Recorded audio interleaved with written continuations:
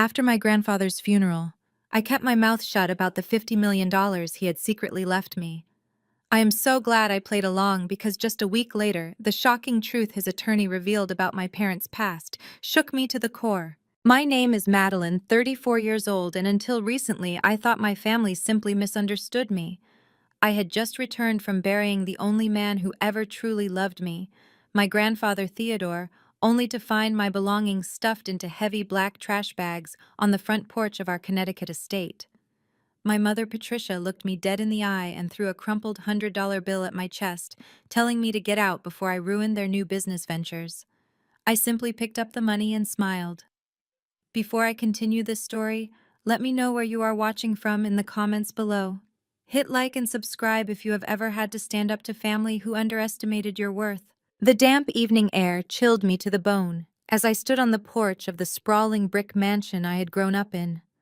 I was still wearing my black morning dress, my heels aching from standing at the cemetery for hours. Yet there they were. 4 industrial trash bags haphazardly tossed against the pristine white columns of the entryway. My name was scrawled on a piece of masking tape attached to the largest bag. I pushed open the heavy mahogany front door. The house echoed with the sound of a metal tape measure snapping back into place. I walked up the curved staircase and followed the noise down the hall to my childhood bedroom. The door was wide open. Inside, my 31-year-old sister Caroline was peeling my framed art prints off the walls and tossing them onto the floor. Beside her stood her husband Desmond. Desmond, my 33-year-old African-American brother-in-law, was dressed in a razor-sharp tailored suit that my father had definitely paid for. He was holding a laser measuring tool against the far wall, nodding to himself with deep satisfaction. "Sorry, sis," Desmond sneered without even looking at me. "We are knocking down this wall for my new crypto podcast studio. Go back to that cramped apartment you have been hiding in since your divorce." Caroline brushed her blonde hair over her shoulder and placed a protective hand over her slightly rounded stomach. Her designer diamond rings caught the hallway light. "Do not look so offended, Madeline," she sighed loudly. "Desmond needs a professional space to talk to his high-level investors. You only use this room to sleep when you visit.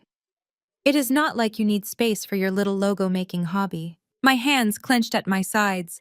They genuinely believed I was a struggling freelancer scraping by on cheap design gigs.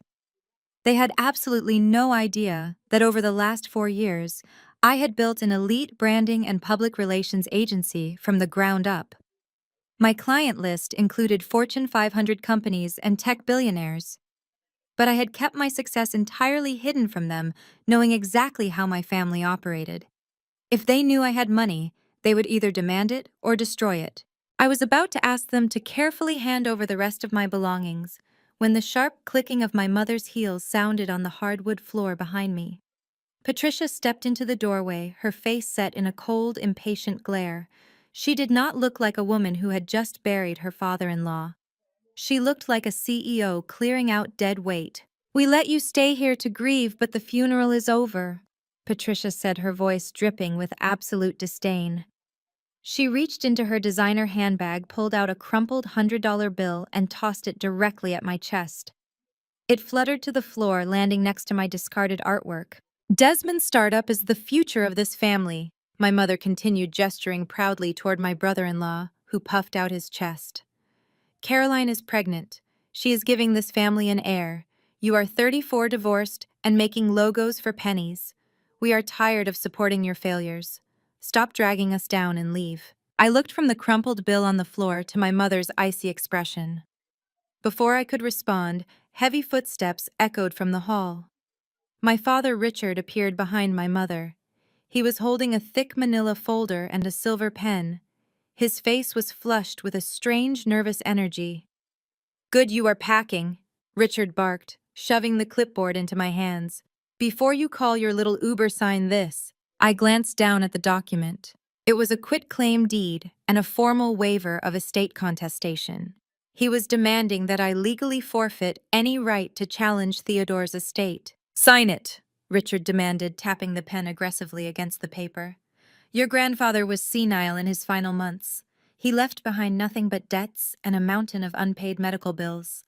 Sign the waivers so I can clear the estate through probate court without any bureaucratic delays from you. I will not have you sniffing around looking for a handout. I read the legal jargon carefully. My father was sweating. Desmond had stopped measuring the wall and was watching me with intense focus.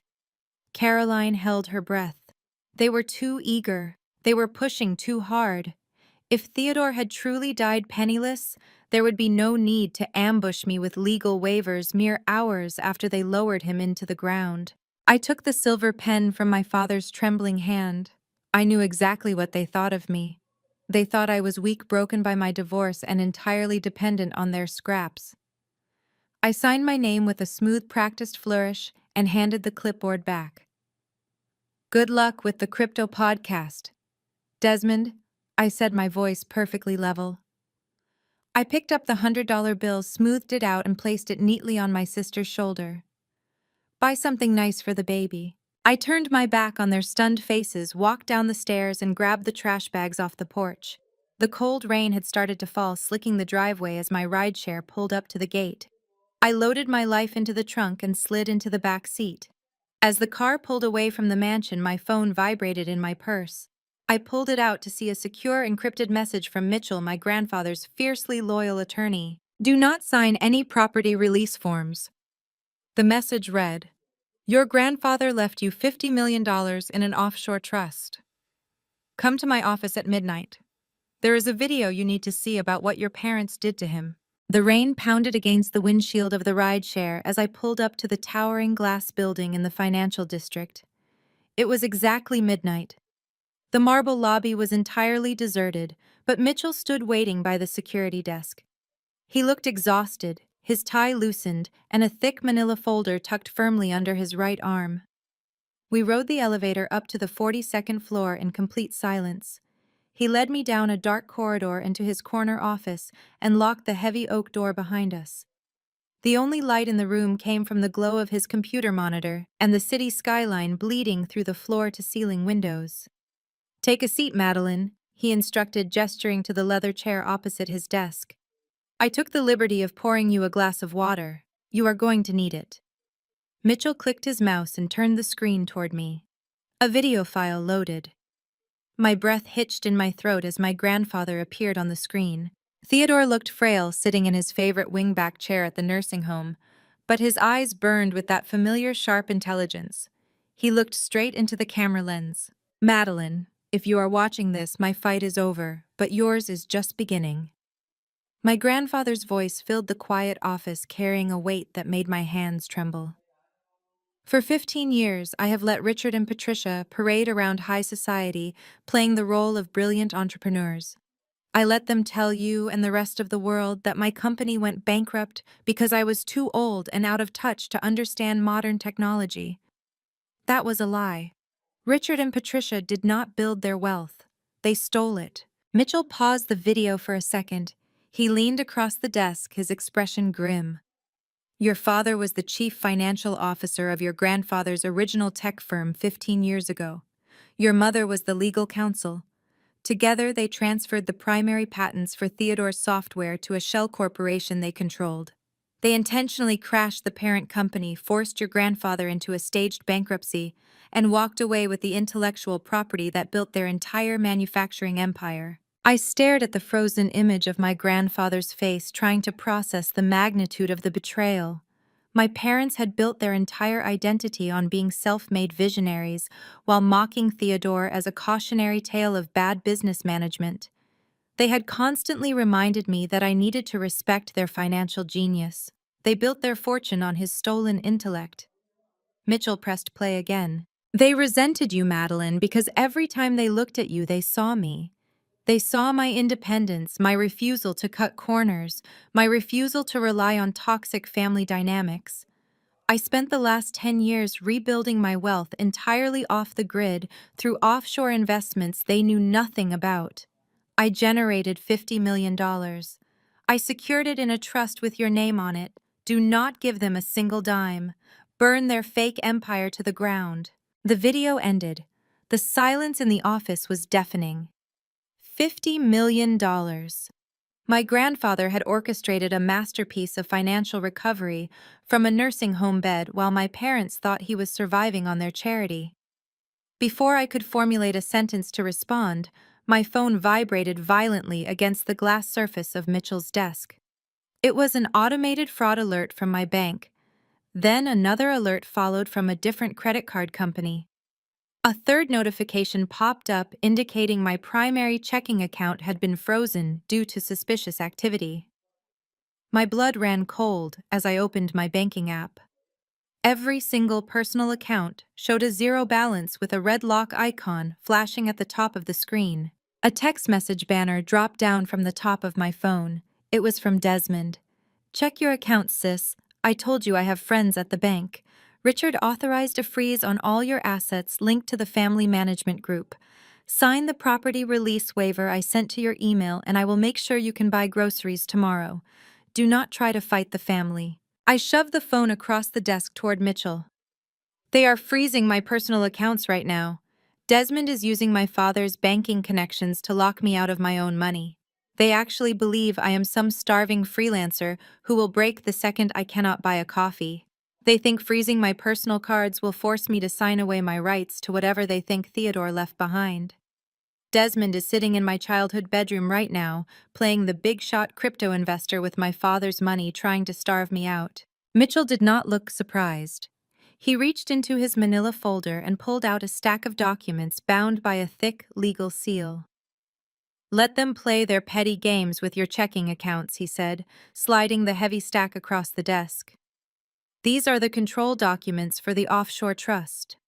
As of this exact moment, you have $50 million in completely untraceable, unfreezable liquid assets at your disposal. You hold the ultimate financial weapon." I touched the thick paper, feeling the power of my grandfather's final gift transferring into my hands. "I can crush them with this. I can buy out their debt. I can ruin Desmond's fraudulent crypto business before he even launches his next podcast." Mitchell placed his hand flat over the document, stopping my celebration. "You have the $50 million, Madeline. But look at this." He turned his computer monitor back around and opened a fresh legal filing that had just hit the county probate system. The digital stamp showed it was filed exactly 30 minutes ago. I scanned the legal jargon, my eyes catching on my father's name as the petitioner. "Your father is not just trying to starve you out," Mitchell said, his voice dropping to a grim whisper. "He just filed a competing will in probate court, a document supposedly signed by Theodore yesterday. It leaves everything your grandfather owned, including any hidden assets, directly to Caroline's unborn baby. They are using an unborn child to bypass you completely." A few hours later, the morning sun glared off the windshield as I drove my rented sedan through the wrought iron gates of the Oak Bridge Country Club. The lush green fairways and pristine white clubhouse stood as a monument to everything my parents valued: status, appearances, power. I tossed my keys to the valet, ignoring his questioning look at my modest car, and walked straight up the marble steps.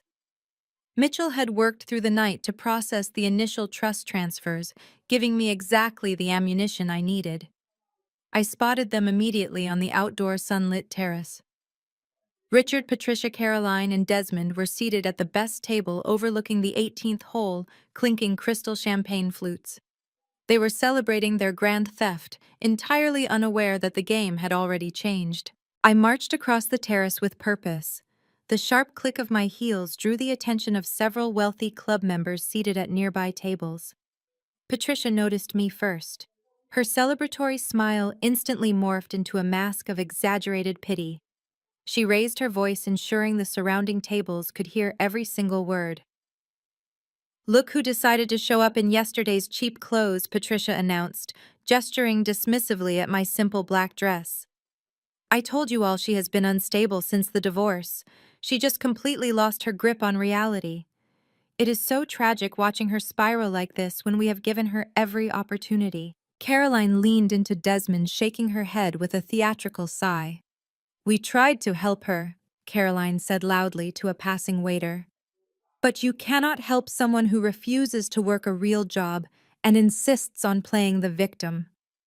Desmond adjusted the cuffs of his expensive suit, shooting me a predatory grin. "Take a seat, Madeline. You look like you need a free meal. The blatant humiliation was a calculated tactic. They wanted me to scream to cry to prove Patricia's claim that I was hysterical in front of their high society friends. I pulled out a chair and sat down, keeping my expression entirely blank. Richard did not bother with pleasantries. He reached into his leather briefcase and pulled out a stapled legal document, sliding it across the pristine white tablecloth. It stopped right next to my water glass. "This is a waiver of contestation," Richard said, his voice dropping to a harsh, demanding register. "It legally states that you accept your grandfather's final will, leaving his entire estate to Caroline's unborn baby. You will not challenge it in probate court. You will not request an audit. You will walk away quietly and let the adults handle the family business." I looked down at the forged document. "And if I refuse," I asked evenly. Desmond leaned forward, resting his elbows on the table. "If you refuse, your bank accounts stay frozen. The fraud department takes these investigations very seriously, sis. It could take months to clear your name. Sign the paper right now and I will make a quick call to my guys at the bank. They will clear the hold by noon. Do not be stupid. Sign it, or you will not even be able to afford groceries by tomorrow." "You really think a forged signature on a fake will is going to hold up in court?" I asked. Richard laughed, a cold, humorless sound. "I have 3 witnesses who will testify. Theodore signed it willingly. I have the best probate lawyers in the state on retainer. You have a frozen checking account and a failing freelance hobby. You cannot afford to fight me, Madeline. Sign the document. Take the $10,000 I am offering as a courtesy and go back to your miserable little life." I did not reach for the pen. I let the silence stretch for a moment, watching their smug faces. Then I reached into my purse and pulled out my phone. Patricia rolled her eyes. "Who are you calling a hotline for failed designers?" I ignored her, dialing a number Mitchell had given me just an hour ago. Desmond scoffed and waved his hand at a passing staff member. "Mr. Jenkins." Desmond called out to the club manager, a stiff man in a tailored suit who immediately hurried over to our table. "My sister-in-law is causing a disturbance. We need her escorted off the property immediately." Mr. Jenkins gave me an apologetic but firm look. "Miss, I am going to have to ask you to leave. This is a private club and your family has requested privacy." I held up a finger to Mr. Jenkins, signaling him to wait. The person on the other end of the line answered. "Yes, the transaction is completely finalized," the voice confirmed. I handed my phone directly to Mr. Jenkins. "This is for you," I said. Jenkins hesitated, then took the phone. "Hello?" he said cautiously. I watched his face closely. Within seconds, the blood completely drained from his cheeks. His posture went entirely rigid. "Yes, sir. I understand, sir. Absolutely, sir." He handed the phone back to me with trembling hands. Richard glared at the manager. "Jenkins, what is going on? Throw her out right now." Mr. Jenkins looked at my father, terrified. "I am sorry, Richard, but I cannot do that." I picked up my phone and slipped it back into my purse. "You see, Dad, while you were busy forging documents and freezing my checking account to starve me out, I was having a very productive morning with Mitchell. Theodore's offshore trust was fully activated at dawn." I smiled, letting the reality wash over them. "I just used a fraction of my $50 million to buy the holding company that owns the Oakbridge Country Club. I own the golf course, I own the dining hall, I own the chair you are sitting on." Caroline gasped, her hand flying to her mouth. Desmond's smug grin vanished instantly. Patricia stared at me as if I had grown a second head. "That is impossible," Richard sputtered, his face turning an angry shade of red. "You do not have that kind of money. You are lying." "You can check public records by the end of the business day," I said casually. "But right now we have a more pressing matter." I turned my attention back to the manager. "Mr. Jenkins, please officially revoke the memberships of Richard, Patricia, Caroline, and Desmond. They are no longer welcome on my property." Jenkins swallowed hard and nodded. "Yes, ma'am." Richard slammed his fist on the table, rattling the silverware. "You cannot do this to us. We have been members here for 20 years. I stood up, smoothing the skirt of my black dress. "I just did. You have exactly 3 minutes to finish your champagne before security physically removes you from my club. I suggest you hurry. Desmond will need to save his energy to figure out how to pay back the money he embezzled from your company. Have a wonderful brunch. I turned on my heel and walked away, the sound of my father shouting my name fading into the background. By the time my private car pulled up to my Manhattan apartment building, my phone was vibrating continuously against the leather seat. I glanced at the glowing screen to see 50 new notifications, then 100, then 500. Caroline had not wasted a single second. Furious and humiliated in front of her precious country club audience, she immediately weaponized her favorite tool. I opened social media to find a freshly posted video of my sister weeping perfectly manicured tears. She rubbed her pregnant belly for maximum sympathy and stared tragically into the camera lens. In a trembling voice, she told her followers that I had abandoned our dying grandfather in his final hours. She claimed I was a greedy, unstable outcast who had just brutally evicted our grieving family from a public restaurant out of pure spite. The comment section was a tidal wave of vitriol from strangers calling me a monster, a gold digger, and a disgrace to my family. Before I could even close the application, a direct text message popped up over the flood of hate comments. It was from Desmond. "I have 500,000 loyal followers, Madeline," the message read. "Sign the estate waiver right now, or I will turn every single one of my crypto investors loose on that little PR startup of yours. We will tank your online reviews by morning. You will be completely out of business before the week is over. Do not test me." I stared at the threatening message and let out a sharp, genuine laugh that echoed in the quiet car. Desmond truly believed I was running some desperate two-person operation out of a rented basement. He had absolutely no idea that my agency routinely scrubbed global financial scandals for tech billionaires and international politicians. 500,000 aggressive internet bullies were absolutely nothing compared to the algorithmic control my elite team wielded before breakfast. He wanted to play a digital numbers game. I decided it was time to show him how the professionals played. I walked into my high-security office building early the next morning and bypassed my luxury corner suite entirely. I took the private elevator straight down to the secured basement level where my data analytics and cybersecurity team operated. I dropped my phone onto the sleek glass desk of my lead analyst, Marcus. "My brother-in-law just threatened to destroy my company," I said, pointing at Desmond's arrogant text message. "I want a complete audit of his entire digital footprint. Tear his crypto business apart down to the very last blockchain transaction. Find out exactly how a man who has never held a legitimate job in his life is supposedly funding a fleet of luxury cars and a mansion." It did not even take them 24 hours.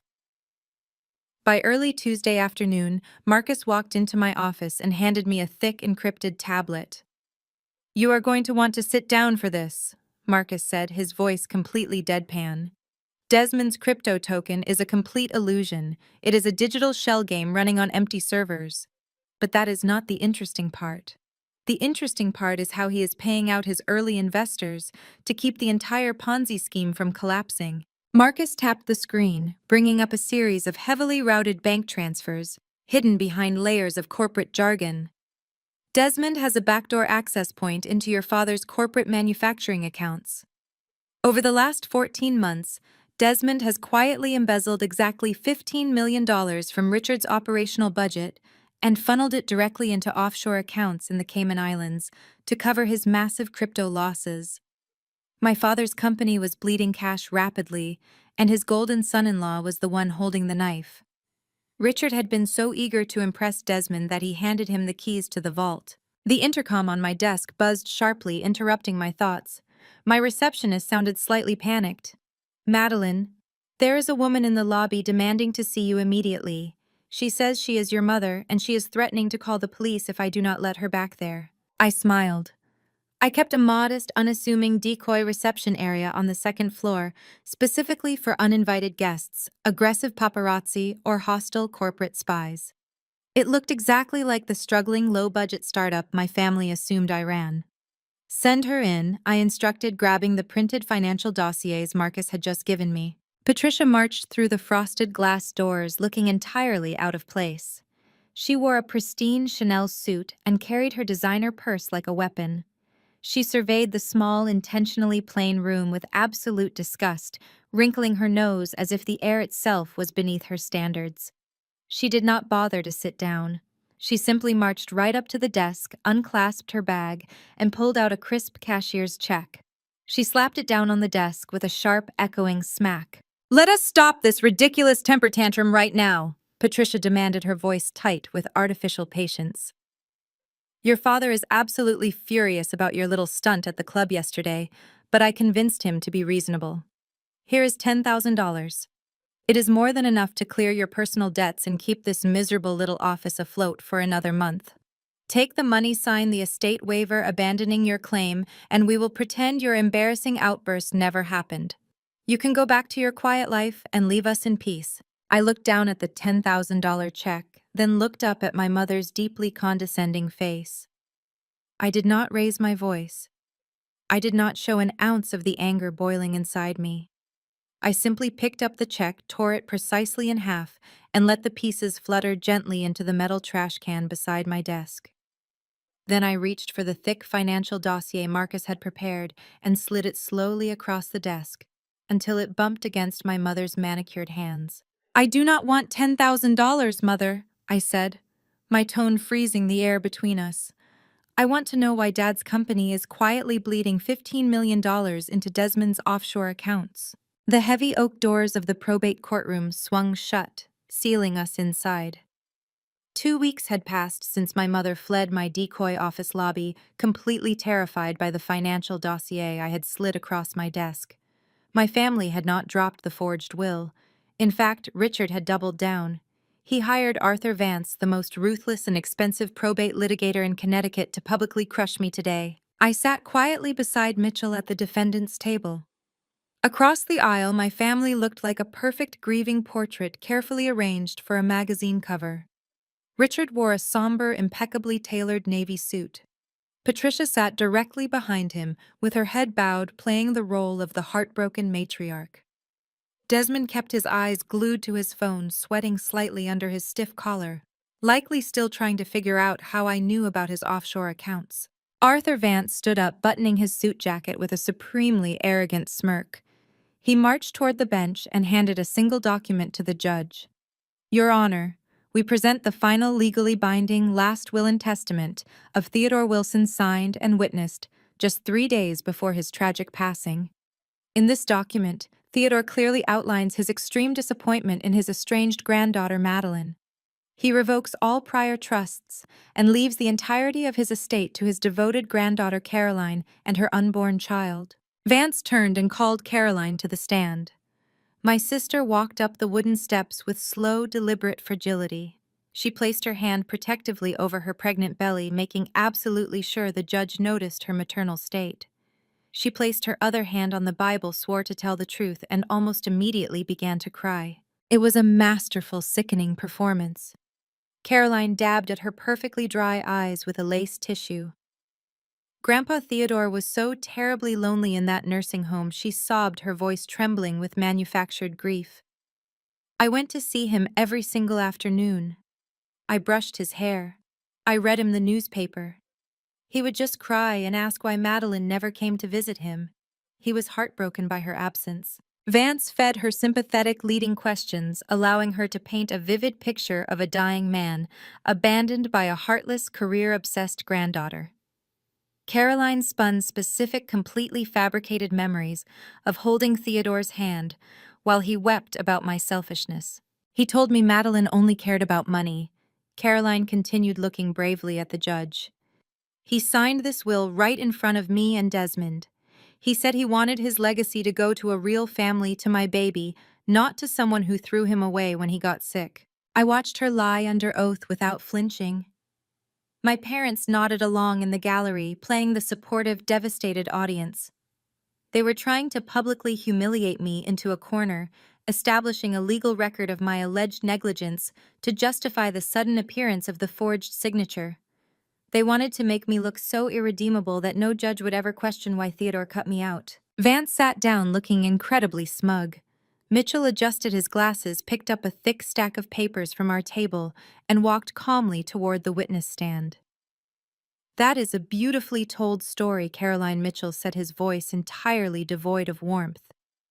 "You claim you were his primary caretaker, his only regular visitor, and his sole emotional support during his final 10 months at the Oak Creek Care Facility." "Yes," Caroline sniffled, lifting her chin defensively. "I was the only one who cared enough to show up." Mitchell pulled the top document from his stack and handed it to the bailiff to pass to the judge. "Then I am incredibly confused by these financial records," Mitchell said smoothly, pacing in front of the stand. "Oak Creek Care Facility costs roughly $20,000 a month for the specialized round-the-clock end-of-life care Theodore required. If you and your husband were his devoted caretakers managing his daily affairs, why did Oak Creek issue 3 separate eviction notices for non-payment during those exact months?" Caroline's face flushed a deep blotchy red. She looked quickly at Richard, who suddenly sat up very straight in his leather chair.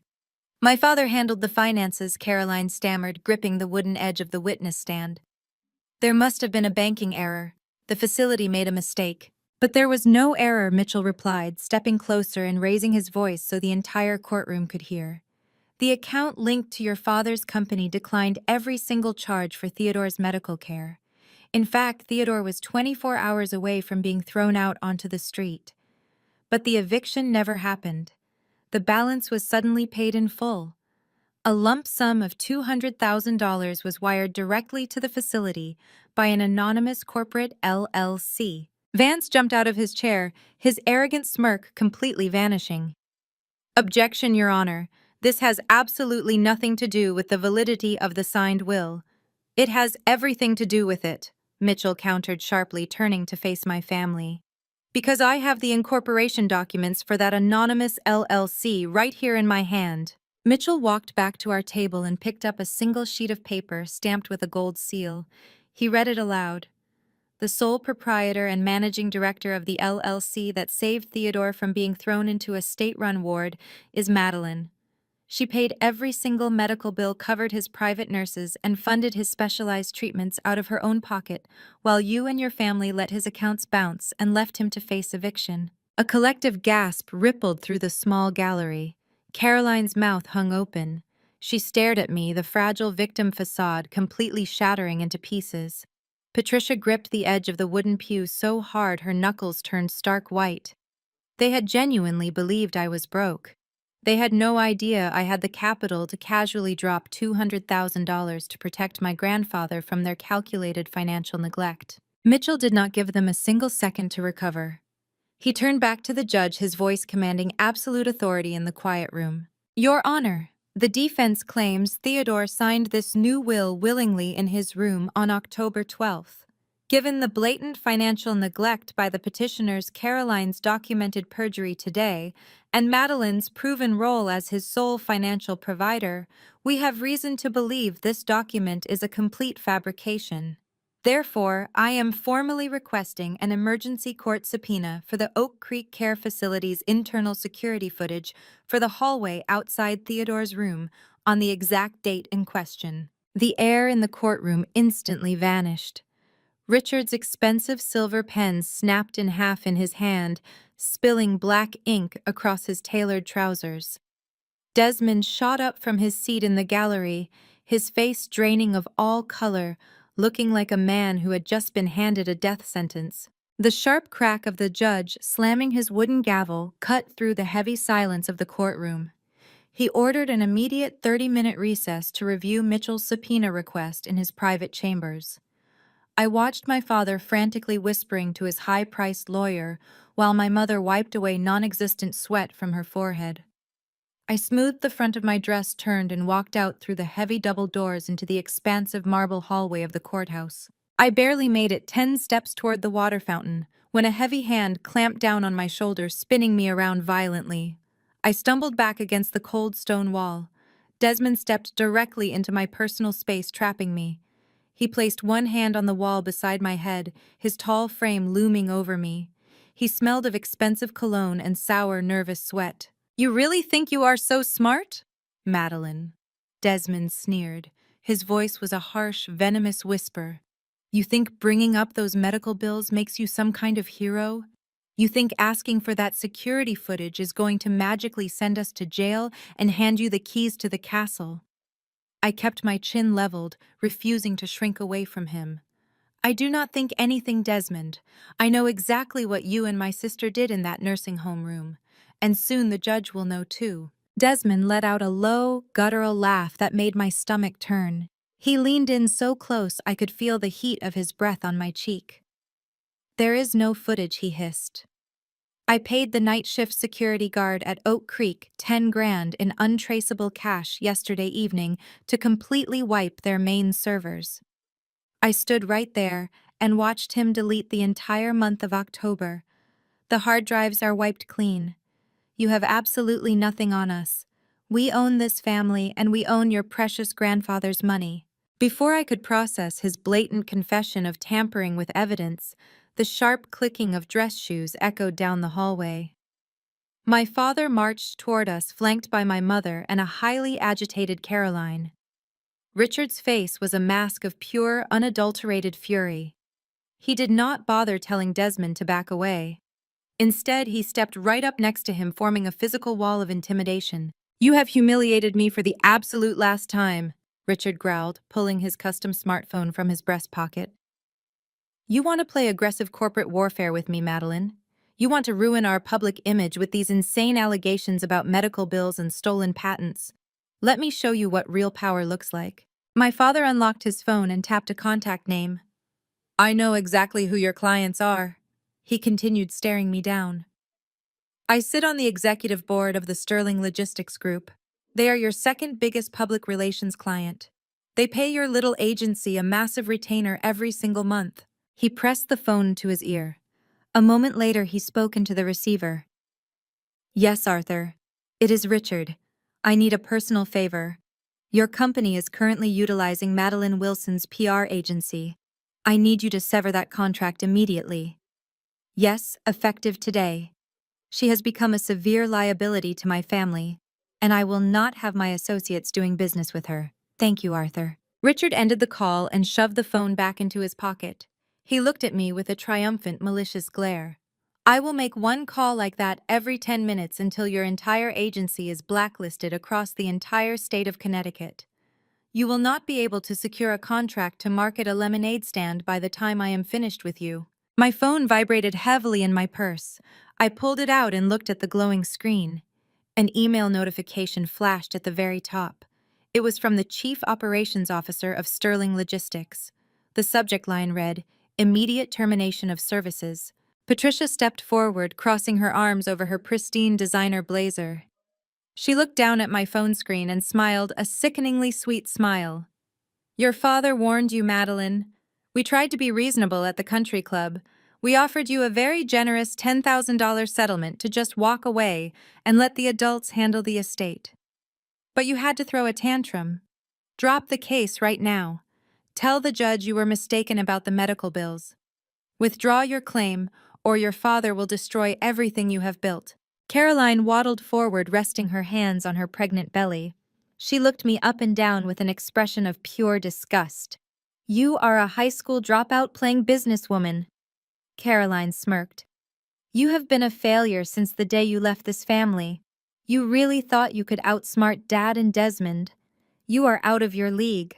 Give up and go home before you end up completely bankrupt." I looked at my sister, then at my mother, then at my father, and finally at Desmond, who was still leaning against the wall with that arrogant, victorious grin plastered across his face. They truly believed they had won. They believed that losing a single PR contract would break me. They believed that wiping a local server would erase their crimes. I did not beg. I did not cry. I simply smiled, reached into the side pocket of my blazer, and pulled out my second phone. The screen was brightly lit. The red recording application icon was blinking steadily in the center of the display. The timer showed it had been recording for the last 12 minutes. I held the phone up so the bright screen reflected in Desmond's widening eyes. "Thank you for the confession, Desmond," I said, my voice cutting through the hallway like shattered glass. "I really appreciate you detailing exactly how much you paid the guard to destroy evidence. But you forgot one crucial thing about modern commercial security systems. I took a step forward, forcing Desmond to back away from me. The cameras at Oak Creek do not just save to a physical hard drive in the basement. They instantly back up to a secured off-site cloud server operated by a third-party tech firm. The firm I hired to upgrade the nursing home's security grid 3 months ago. You did not wipe the footage. You just gave me a recorded confession of felony tampering. The judge did not take kindly to the revelation of a deleted security server. Within an hour of hearing the audio recording, he slammed his gavel down and postponed the probate hearing for 2 weeks pending a full forensic investigation into the Oak Creek Care Facility. Richard and Desmond were ordered not to surrender their passports and remain in the state. As I walked out of the courthouse, the look of sheer panic on my father's face was deeply satisfying. But a cornered animal is always the most dangerous, and my family was no exception. By the time I reached my actual office in downtown Manhattan the next morning, the retaliatory strike had already landed. My lead accounts manager, Sarah, was waiting at my desk with a thick stack of printed emails. She looked exhausted. Richard had made good on his threat. He spent the entire night calling every corporate board member, golf buddy, and country club associate in his extensive network. He spun a narrative that I was under federal investigation for elder abuse and corporate espionage. 3 of our mid-level clients pulled their contracts by dawn. Sterling Logistics. My second biggest account officially sent their termination papers at 9 o'clock. The agency had just taken a massive financial hit, losing nearly 40% of our projected quarterly revenue in a single morning. Sarah paced nervously in front of my desk, asking if we needed to downsize the tech team to cover the sudden payroll deficit. I took the stack of termination emails and dropped them straight into the industrial shredder by the window. I told her to give the entire staff a 10% bonus for their hard work and to redirect their focus entirely to the Wilson Manufacturing corporate structure. I was not going to play defense. Let my father think he was winning the public battle. I had a much larger war to wage. Late that evening, the neon sign of a deserted diner buzzed loudly against the pouring rain. I sat in a back booth across from Mitchell. He slid a mug of black coffee across the cracked laminate table and watched me carefully. "My father is trying to bleed my agency dry," I said, stirring the black liquid. "He thinks if he cuts off my cash flow, I will have no choice but to settle before the 2-week extension is up." Mitchell took a slow sip from his mug. "Your father has always been a brute force operator. He attacks the front gates because he lacks the intelligence to find the side door. That is exactly how he stole your grandfather's patents 15 years ago." Mitchell pulled a worn leather notebook from his briefcase and opened it on the table. He showed me a series of ancient hand-drawn flowcharts. Theodore did not survive that theft by fighting Richard in open court. Mitchell explained, his voice low over the sound of the rain. When Richard and Patricia forced him into fake bankruptcy, Theodore knew he could not win a public war against his own stolen fortune. So he struck from the shadows. He used proxy firms to buy the very supply chains Richard relied on. He controlled the raw materials Richard needed to build his empire. Theodore let your father think he was the king, while Theodore quietly owned the ground he walked on. Your father relies on brute force. Your grandfather relied on leverage. I stared at the faded ink on the notebook pages. The realization hit me like a physical blow. Theodore had left me the $50 million, but he had also left me a blueprint. I looked up at Mitchell. "How much debt is Wilson Manufacturing currently carrying?" Mitchell smiled, a sharp, predatory expression that completely transformed his mild-mannered appearance. "I was hoping you would ask that. Richard's company has been hemorrhaging money for 3 years to cover Desmond's constant crypto losses and Caroline's lavish lifestyle. The company currently holds $20 million in distressed corporate bonds. They are heavily leveraged with a private equity firm in Boston. The debt is high risk, and the firm has been quietly looking to offload it for months to clear their books." I did not hesitate for a single second. I pulled out my secure tablet and accessed the offshore trust interface. "Contact the Boston firm immediately," I instructed, tapping the transfer authorization protocols on my screen. Create a blind proxy LLC registered in Delaware. Use $20 million from the trust and purchase every single ounce of my father's corporate debt. Do it quietly. I want it finalized before the market opens tomorrow. Mitchell closed his notebook and slid it back into his briefcase. By 9 o'clock tomorrow morning, you will technically own 80% of your father's corporate liabilities. You will be his primary creditor. If he misses a single payment, you have the legal authority to seize his assets, liquidate his manufacturing plants, and foreclose on his Connecticut estate. Over the next 48 hours, my team worked relentlessly in absolute secrecy. The purchase of the distressed debt went completely unnoticed by Richard. He was far too busy celebrating the loss of my PR clients, fully believing his smear campaign was successfully driving me into the ground.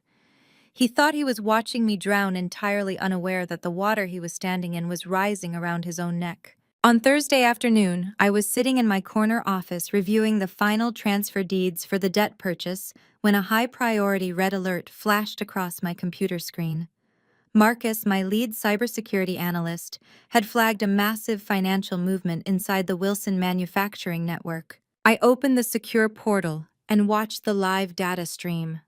My blood ran cold, followed instantly by a surge of pure adrenaline. Richard, desperate to generate a massive influx of cash to cover the upcoming quarterly payments on the very debt I now owned, had just made a fatal, unrecoverable mistake. The data showed that my father had just completely liquidated his company's remaining cash reserves. Every single operational fund, every payroll account, and every emergency safety net had been emptied. The money, $15 million in total, was actively being wired into an untraceable offshore account managed by Desmond. They were using the last of the company's lifeblood to launch a massive new crypto token, hoping to scam enough investors to save their sinking ship. They had no idea that they were officially insolvent. They had no idea that they had just defaulted on their operational covenants by moving those protected funds. And they had absolutely no idea that the person holding the execution switch to their entire empire was me. They were walking blindly into a trap from which there was zero escape. A heavy cream envelope arrived at my decoy office exactly 3 days later. The gold wax seal bore the Wilson family crest. Inside was an embossed invitation to Patricia's annual Thanksgiving gala. This was not a warm holiday gathering. It was a calculated high society spectacle designed to project an illusion of extreme wealth and unshakable stability. I knew exactly what they were doing. With Richard's corporate accounts secretly drained and his manufacturing company functionally insolvent, this gala was a desperate last-minute fundraising mission. They were going to use the holiday goodwill to pitch Desmond's fraudulent crypto token to Connecticut's wealthiest investors, hoping to secure enough fresh capital to cover their tracks before the banks noticed the missing $15 million. A small handwritten note dropped from the envelope. The elegant calligraphy belonged to my mother. "Madeline, you may come provided you sit at the overflow table and apologize to your sister in front of our guests. We expect you to act like an adult and support Desmond's new venture. Do not embarrass us again." I stared at the thick cardstock, feeling a cold smile pull at the corners of my mouth. They were inviting the executioner right into the throne room, entirely convinced I was still just the disgraced outcast. I picked up my pen and checked the box marked "Joyfully Attending." I spent the next week meticulously arranging the final dominoes. Desmond and Richard were moving fast, frantically setting up digital wallets and printing glossy brochures for a cryptocurrency that was backed by absolutely nothing but stolen corporate funds. The token, arrogantly named Apex Coin, was nothing more than a digital vacuum designed to suck up legitimate cash and convert it into untraceable offshore assets. I did not interfere with their marketing. I simply let them build their glass house higher. Instead of playing defense, I focused entirely on the logistics of the gala itself. Patricia always insisted on hiring the same premier catering company, Le Petit Chien, for her massive events. It was a symbol of extreme status, a way to signal to her guests that no expense was spared. I called Mitchell and directed him to open another line of credit from my grandfather's trust. Within 48 hours, I quietly purchased the entire catering conglomerate through a blind proxy firm. I became their sole owner before Patricia had even finalized her roasted pheasant menu. I immediately placed a call to my closest ally in the culinary world, Chef Anton. He was a brilliant, no-nonsense professional whose own independent restaurant I had secretly funded years ago. I installed him as the temporary head chef for the Wilson Thanksgiving Gala. I gave Anton extremely specific instructions. He was not just there to cook a turkey. He and his hand-picked staff were my eyes and ears. They controlled the flow of the evening, the timing of the courses, and the access to the estate's private rooms. His waitstaff were briefed on exactly which target investors to monitor. I now owned the very infrastructure of their grand performance. Thanksgiving morning broke crisp and bitterly cold. I sat in my penthouse, completely ignoring the traditional holiday festivities happening down in the city streets below. I was reviewing the guest list Anton had covertly photographed and sent to me from the estate's kitchen. The names read like a master list of regional banking, private equity, and local politics. Richard and Desmond had invited exactly the kind of powerful people who would ruin them permanently once the fraud was exposed. I stood up and walked to my closet to prepare for the evening. I pulled out a sleek, tailored emerald green gown. It was sharp, elegant, and projected absolute untouchable power. This was not a dress for sitting quietly at an overflow table. It was armor for a total demolition. At exactly 3 o'clock in the afternoon, just hours before I was scheduled to arrive at the estate, my secure laptop chimed with a high-priority notification. It was a heavily encrypted file transfer from the third-party cybersecurity firm managing the Oak Creek Care Facility servers. The data recovery process was finally complete. The deleted October footage had been fully restored from the cloud backup. I sat down at my desk, my pulse suddenly drumming a rapid rhythm against my ribs. I downloaded the massive video file, entered my decryption key, and pressed play. The grainy black and white security footage filled my screen. The timestamp glowed brightly in the bottom corner, displaying the exact date and time Theodore supposedly signed his new will. I watched as the hallway outside my grandfather's room remained completely empty for 20 minutes. Then the elevator doors at the far end of the hall slid open. Richard, Desmond, and Caroline stepped out. They were not carrying flowers or smiling. They moved with aggressive, rigid purpose. I watched as my father handed the night shift nurse a thick manila envelope, prompting her to quickly abandon her station and walk in the opposite direction. The three of them entered Theodore's room and closed the heavy door behind them. I rapidly switched the camera view to the internal room monitor, a secondary lens the facility had installed for high-risk patient safety. As the video continued to play, all the warmth completely drained from my body. My blood ran absolute ice. My hands began to shake uncontrollably over the keyboard. I was not just watching a forgery. I was watching my father and brother-in-law physically force a dying man's hand onto a piece of paper. Theodore was incredibly frail, hooked up to oxygen, his eyes wide with confusion and terror. Richard grabbed my grandfather's thin wrist, twisting it sharply, while Desmond shoved a pen between Theodore's trembling fingers. I watched Caroline stand idly by, casually checking her phone, while Theodore visibly struggled and wept. I was watching elder abuse, extortion, and assault, all perfectly captured in high-definition digital video. I slammed the laptop shut, unable to watch another second of my grandfather's terror. The calculated patience inside me mutated from a slow burn into a blinding, white-hot inferno. I picked up my cell phone and dialed Mitchell's private line. He answered on the first ring. "I have the recovered footage," I said, my voice dropping to a terrifying dead calm. "What does it show?" Mitchell asked cautiously. "It shows that civil court is no longer sufficient," I replied. "Call the FBI. Tell them to be at my parents' estate at 8 o'clock tonight." I ended the call with Mitchell and slipped the phone into my evening bag. The digital clock on the dashboard of my chauffeured Maybach read 7 o'clock. I had exactly 1 hour before the federal agents breached the perimeter of my family's fortress. The drive through the winding, snow-dusted roads of Fairfield County felt entirely different tonight. I was no longer the discarded daughter returning to beg for scraps. I was the architect of their total destruction. The estate was ablaze with golden light. A fleet of luxury vehicles lined the circular driveway, and a small army of valets in crisp uniforms rushed to open doors for Connecticut's financial elite. I instructed my driver to bypass the valet queue entirely and pull directly up to the grand marble steps. The heavy car glided to a halt. The driver opened my door, and I stepped out into the biting November air. The emerald green silk of my custom gown pooled elegantly around my heels, catching the glow of the massive crystal chandelier hanging in the foyer. I walked up the steps with my head held high.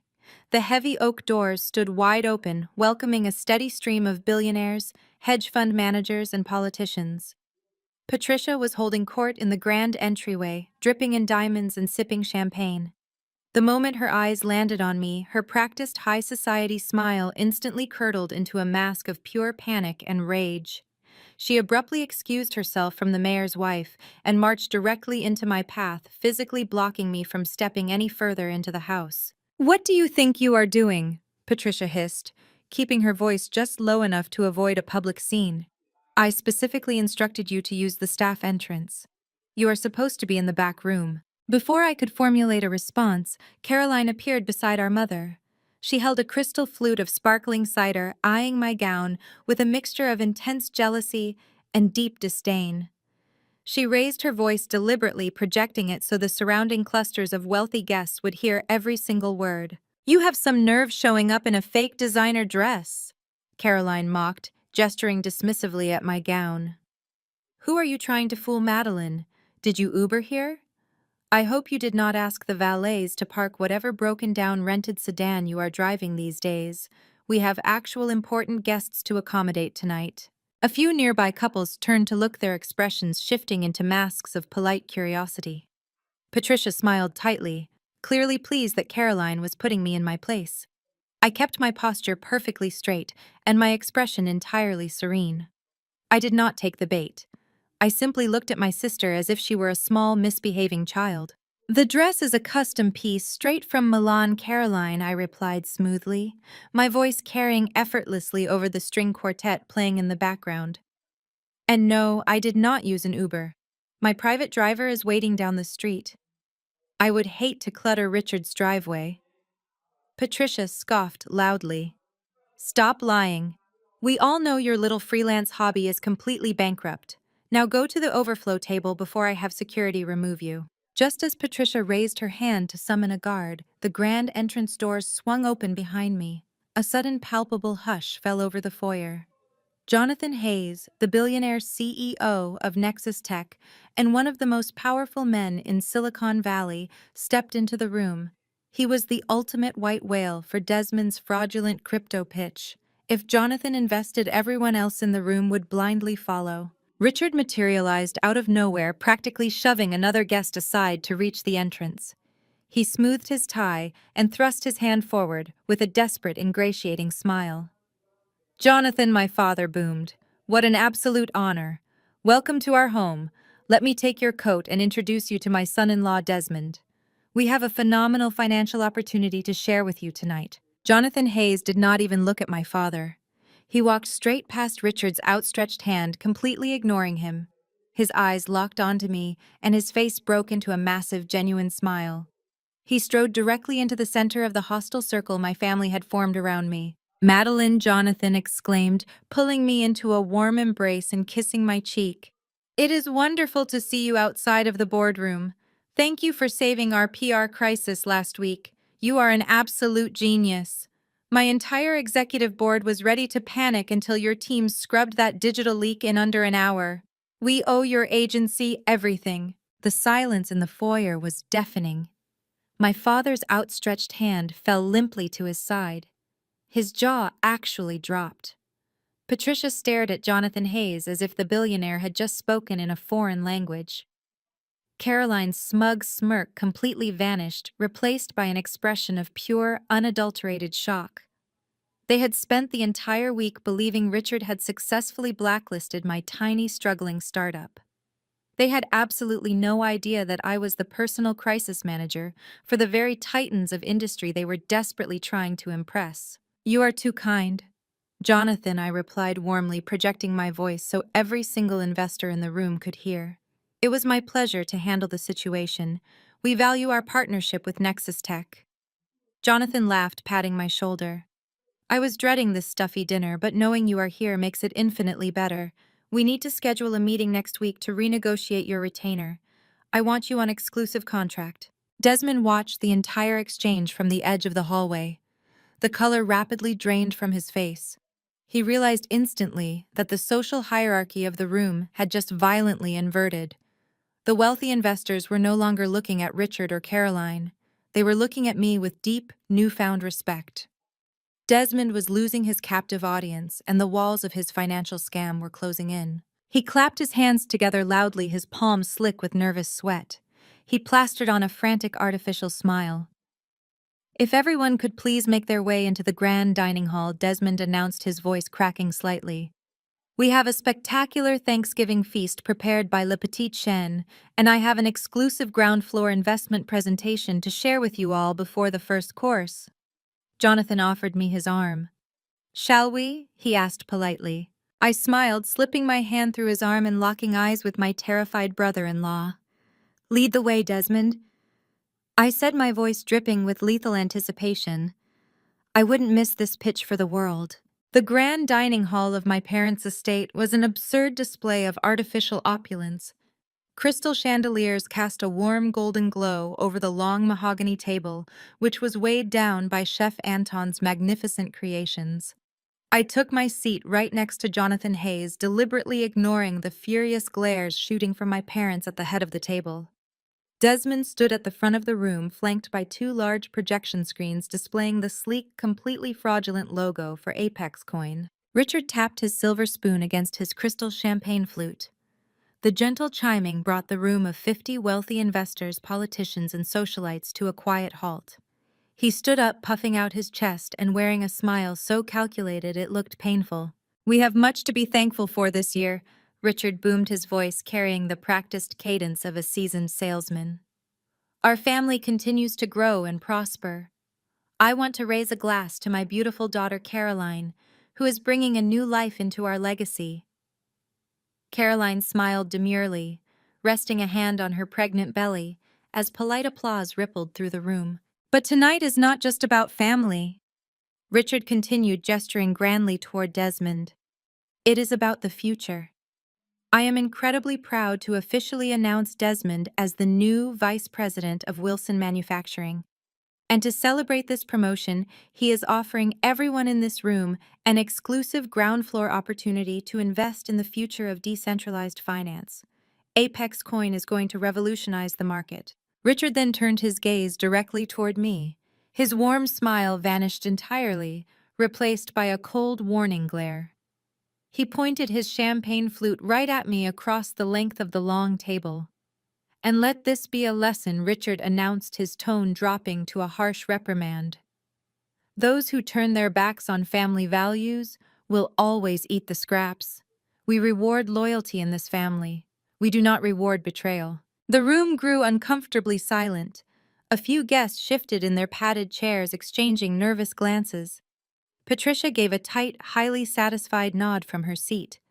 They fully expected me to shrink down to absorb the public humiliation, just like I had when I was a teenager, desperate for their approval. Instead, I picked up my silver fork and struck the rim of my crystal water glass.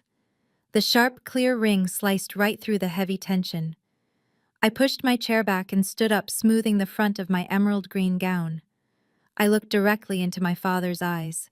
A beautiful toast, Dad, I said, my voice perfectly steady and carrying to the very back of the hall. But before everyone writes a check for Desmond's new crypto token, they should probably know where the last $15 million went. A collective gasp echoed across the dining room. Jonathan Hayes leaned forward in his chair, suddenly intensely interested. Richard's face turned a dangerous shade of crimson. Patricia dropped her fork onto her porcelain plate with a loud, ringing clatter. Sit down, Madeline, Richard growled, abandoning all pretense of holiday cheer. You are making a scene. I am perfectly calm, I replied, taking a step toward the front of the room where Desmond was standing frozen by his presentation screens. Desmond claims Apex Coin is a secure investment, but what he has failed to mention to your esteemed guests is that he has been using a backdoor access point into Wilson Manufacturing's operational accounts. He drained $15 million to cover his massive losses from his last 3 failed ventures. Desmond's eyes darted wildly around the room. He realized his entire facade was disintegrating in real time in front of Connecticut's most powerful investors. He panicked. He lunged forward from the projector screen, grabbing a full oversized glass of red wine from the nearest table. With a sharp, aggressive sweep of his arm, he intentionally hurled the dark red liquid directly at me. The wine splashed heavily across the front of my silk emerald gown, staining the expensive fabric instantly. Several guests cried out in shock. Jonathan Hayes half stood from his chair, anger flashing in his eyes. "Oops." Desmond sneered, his chest heaving as he tried to mask his blind panic with arrogant cruelty. He pointed toward the hallway. "Guess you better go to the bathroom and clean up right now." He truly thought the public embarrassment of a ruined dress would make me run away crying. He thought I was still the little girl who dreaded making a scene. I did not flinch. I did not even look down at the dark stain ruining the silk. I kept my eyes locked on his terrified, sweating face. I reached into the hidden pocket of my gown, pulled out a thick stack of printed financial documents, and slammed them down onto the mahogany dining table. The sharp slap of the heavy paper against the mahogany echoed like a gunshot. The gasps from the guests died instantly, replaced by a suffocating, heavy silence. The dark red wine dripped from the hem of my silk gown onto the polished floor, but I kept my posture rigid and my gaze fixed entirely on my father. Patricia broke the silence. Her face contorted into a mask of absolute fury. She pointed a trembling diamond-ringed finger at me and shrieked at the top of her lungs. "Guards! Remove her immediately. She is trespassing and unhinged. Throw her out." 2 large security guards in sharp black suits stood flanking the grand double doors of the dining hall. At Patricia's command, they did absolutely nothing. They remained perfectly still, their hands clasped in front of them, staring straight ahead. "Did you not hear me?" Patricia screeched, her voice cracking with hysteria. She marched toward the nearest guard, her heels clicking aggressively against the hardwood. "Grab her and throw her out onto the street. You work for us." The guard slowly turned his head to look at my mother. His expression was completely blank. "No, ma'am, we do not." I smiled, a cold and razor-sharp expression. I stepped away from the table, ensuring the entire room was watching me. "They work for Le Petit Chien, mother, and as of 48 hours ago, I became the sole owner of the entire catering conglomerate through a blind proxy. I sign the paychecks for every waiter, every bartender, and every security guard standing in this room.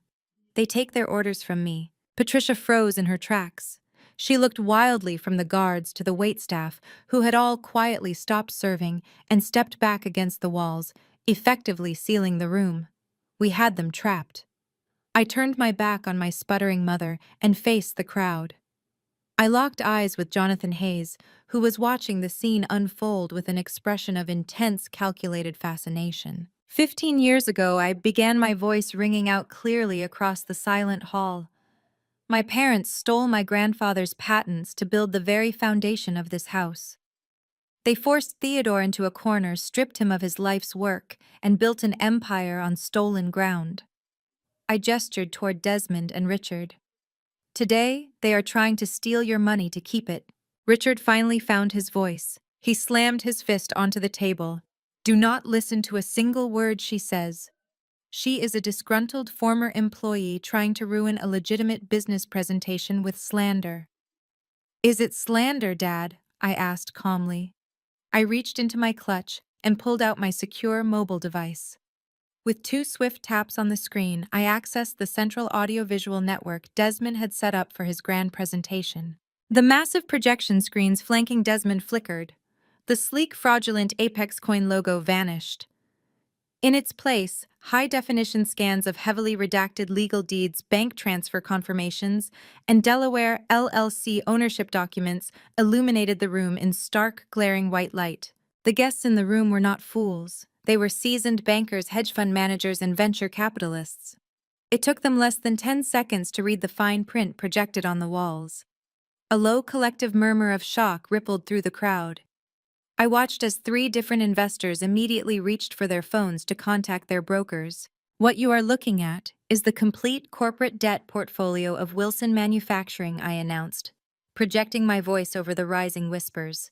High-risk distressed corporate bonds that were quietly purchased and consolidated by my proxy firm just before the market opened yesterday. Richard turned slowly to look at the screens. The remaining color completely drained from his face, leaving him looking sickly and hollow. His eyes tracked the highlighted numbers, the total liabilities, and the irrefutable signature of the new primary creditor. I walked slowly toward him. The wine-stained silk of my dress felt like a battle standard, a physical manifestation of their desperate failing attacks. I stopped right at the head of the table, looking my father dead in the eye. "I own 80% of your company's liabilities, Dad," I said, my voice dropping to a lethal quiet register that forced the entire room to lean in to listen. Richard gripped the edge of the mahogany table, his knuckles turning stark white. He opened his mouth desperately, searching for a lie, an excuse, or a threat. He found nothing. I did not give him the chance to breathe. I delivered the final crushing blow. "And because you panicked," I stated, leaning slightly closer. "Because you transferred your last $15 million in protected cash reserves to Desmond's offshore accounts yesterday morning. To fund this pathetic scam, you violated the core operational covenants of your loan." Desmond backed away from the projection screen, looking like he was going to be physically ill. Caroline sat frozen in her chair, her hands clutching her pregnant belly, entirely speechless. I held Richard's terrified gaze. "You officially defaulted on your loan at exactly 5 o'clock today. There is no grace period. There is no bailout. I hold the execution switch." I smiled, cold and victorious. "I own everything." For a fraction of a second, the heavy mahogany dining table was a frozen tableau. Then the room shattered into absolute bedlam. The silence was ripped apart by the scraping of heavy wooden chairs and the explosive shouts of 50 panicked investors. A silver-haired venture capitalist at the far end of the table threw his linen napkin onto his plate, dialing his phone with trembling fingers. The regional banking executives were practically shouting over one another, aggressively demanding answers.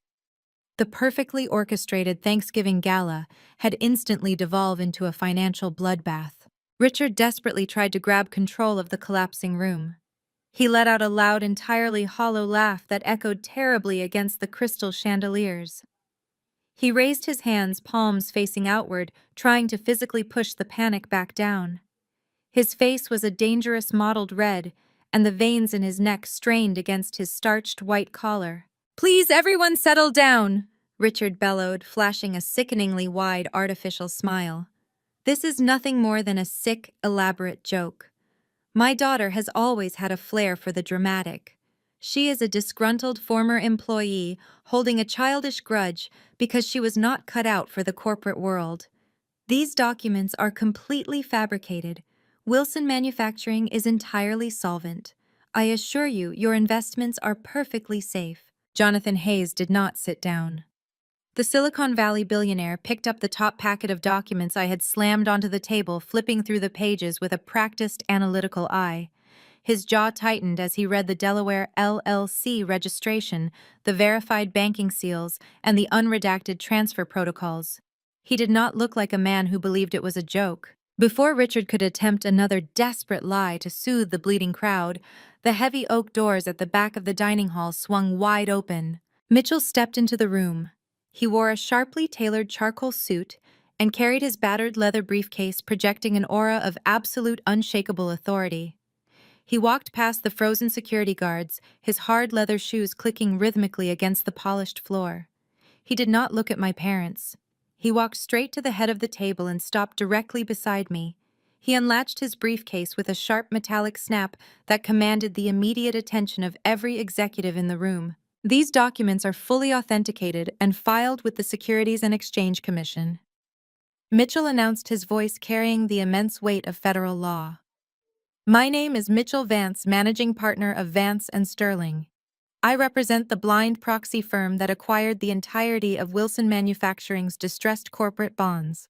Mitchell pulled a secondary stack of certified bank records from his briefcase and laid them neatly next to mine. He looked directly at Jonathan Hayes, addressing the most powerful man in the room. I can officially confirm that Richard Wilson transferred $15 million of protected operational capital into an unauthorized offshore account at 9 o'clock yesterday morning, Mitchell stated clinically. He then turned his gaze to my father. As of 5 o'clock today, Wilson Manufacturing is entirely insolvent and in catastrophic breach of all loan covenants. The company is officially bankrupt. The murmurs of the crowd escalated into a deafening roar. Jonathan Hayes threw the documents back onto the table in disgust, shooting Richard a look of pure, unadulterated contempt. The wealthy socialites who had been sipping champagne just moments ago were now scrambling toward the exits, desperate to distance themselves from the radioactive fallout of a massive corporate fraud. Desmond was hyperventilating near the projection screens. He tugged violently at the collar of his custom tuxedo, as if it were physically choking him. His grand crypto pitch was dead. His offshore scam was exposed to a room full of federal witnesses. He was looking at decades in prison, and the realization was causing him to literally gasp for air. That was when Caroline completely lost her mind. The illusion of her perfect wealthy life was disintegrating in front of her country club peers. Her guaranteed inheritance was vaporizing into thin air. She pushed her chair back so violently it crashed backward onto the hardwood floor. She stomped toward the front of the room, her face twisted into a mask of ugly, feral entitlement. She pointed a manicured finger directly at my face, her voice rising to a shrill, hysterical scream. "You jealous witch!" Caroline shrieked, tears of pure rage ruining her expensive makeup. "You planned this just to ruin my life. You have always hated me. You are just mad because Grandpa loved me more. He knew you were cold and bitter, and that is why he left me the will. He wanted me to have the estate, and you simply cannot stand it." Patricia rushed forward, trying to grab Caroline's arm to pull her back, but Caroline shoved her mother away, completely unhinged by the loss of her fortune. "He loved me," Caroline sobbed aggressively at the remaining guests, desperately trying to salvage some shred of her victimhood. "He gave me everything, because I was the only one who actually cared about him. I did not raise my voice. I did not match her hysteria. I simply let her desperate, greedy words hang in the heavy air for every single guest to hear. She was using a dead man's love as a shield for her own crimes, wrapping herself in the memory of the grandfather she had ruthlessly tortured.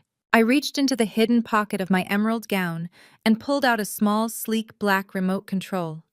I held it up, letting the polished plastic catch the light of the chandeliers. "Did he love you more, Caroline?" I asked, my voice deadly quiet, but carrying effortlessly across the hushed room. "Or did you simply force him to sign it?" I did not wait for her to formulate another lie. I pressed the button on the remote. The massive projection screens behind Desmond flickered instantly. The bright white financial documents vanished. In their place, the grainy black and white security footage from the Oak Creek Care Facility filled the massive walls. The timestamp blinked brightly in the bottom corner. The entire room went dead silent as the video began to play. The massive projection screens flickered from stark white financial tables to a dull, grainy gray. The timestamp in the corner pulsed silently.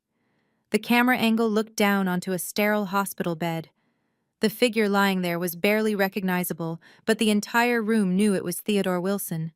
He was hooked up to a ventilator, his chest rising in shallow, agonizingly slow intervals. The high society crowd leaned in, their breathing syncing with the dying man on the screen. Then the heavy door on the video swung open. Desmond and Caroline marched into the frame. There was no audio, but the violent intent in their body language screamed through the silence. Desmond grabbed my grandfather's frail, bruised wrist.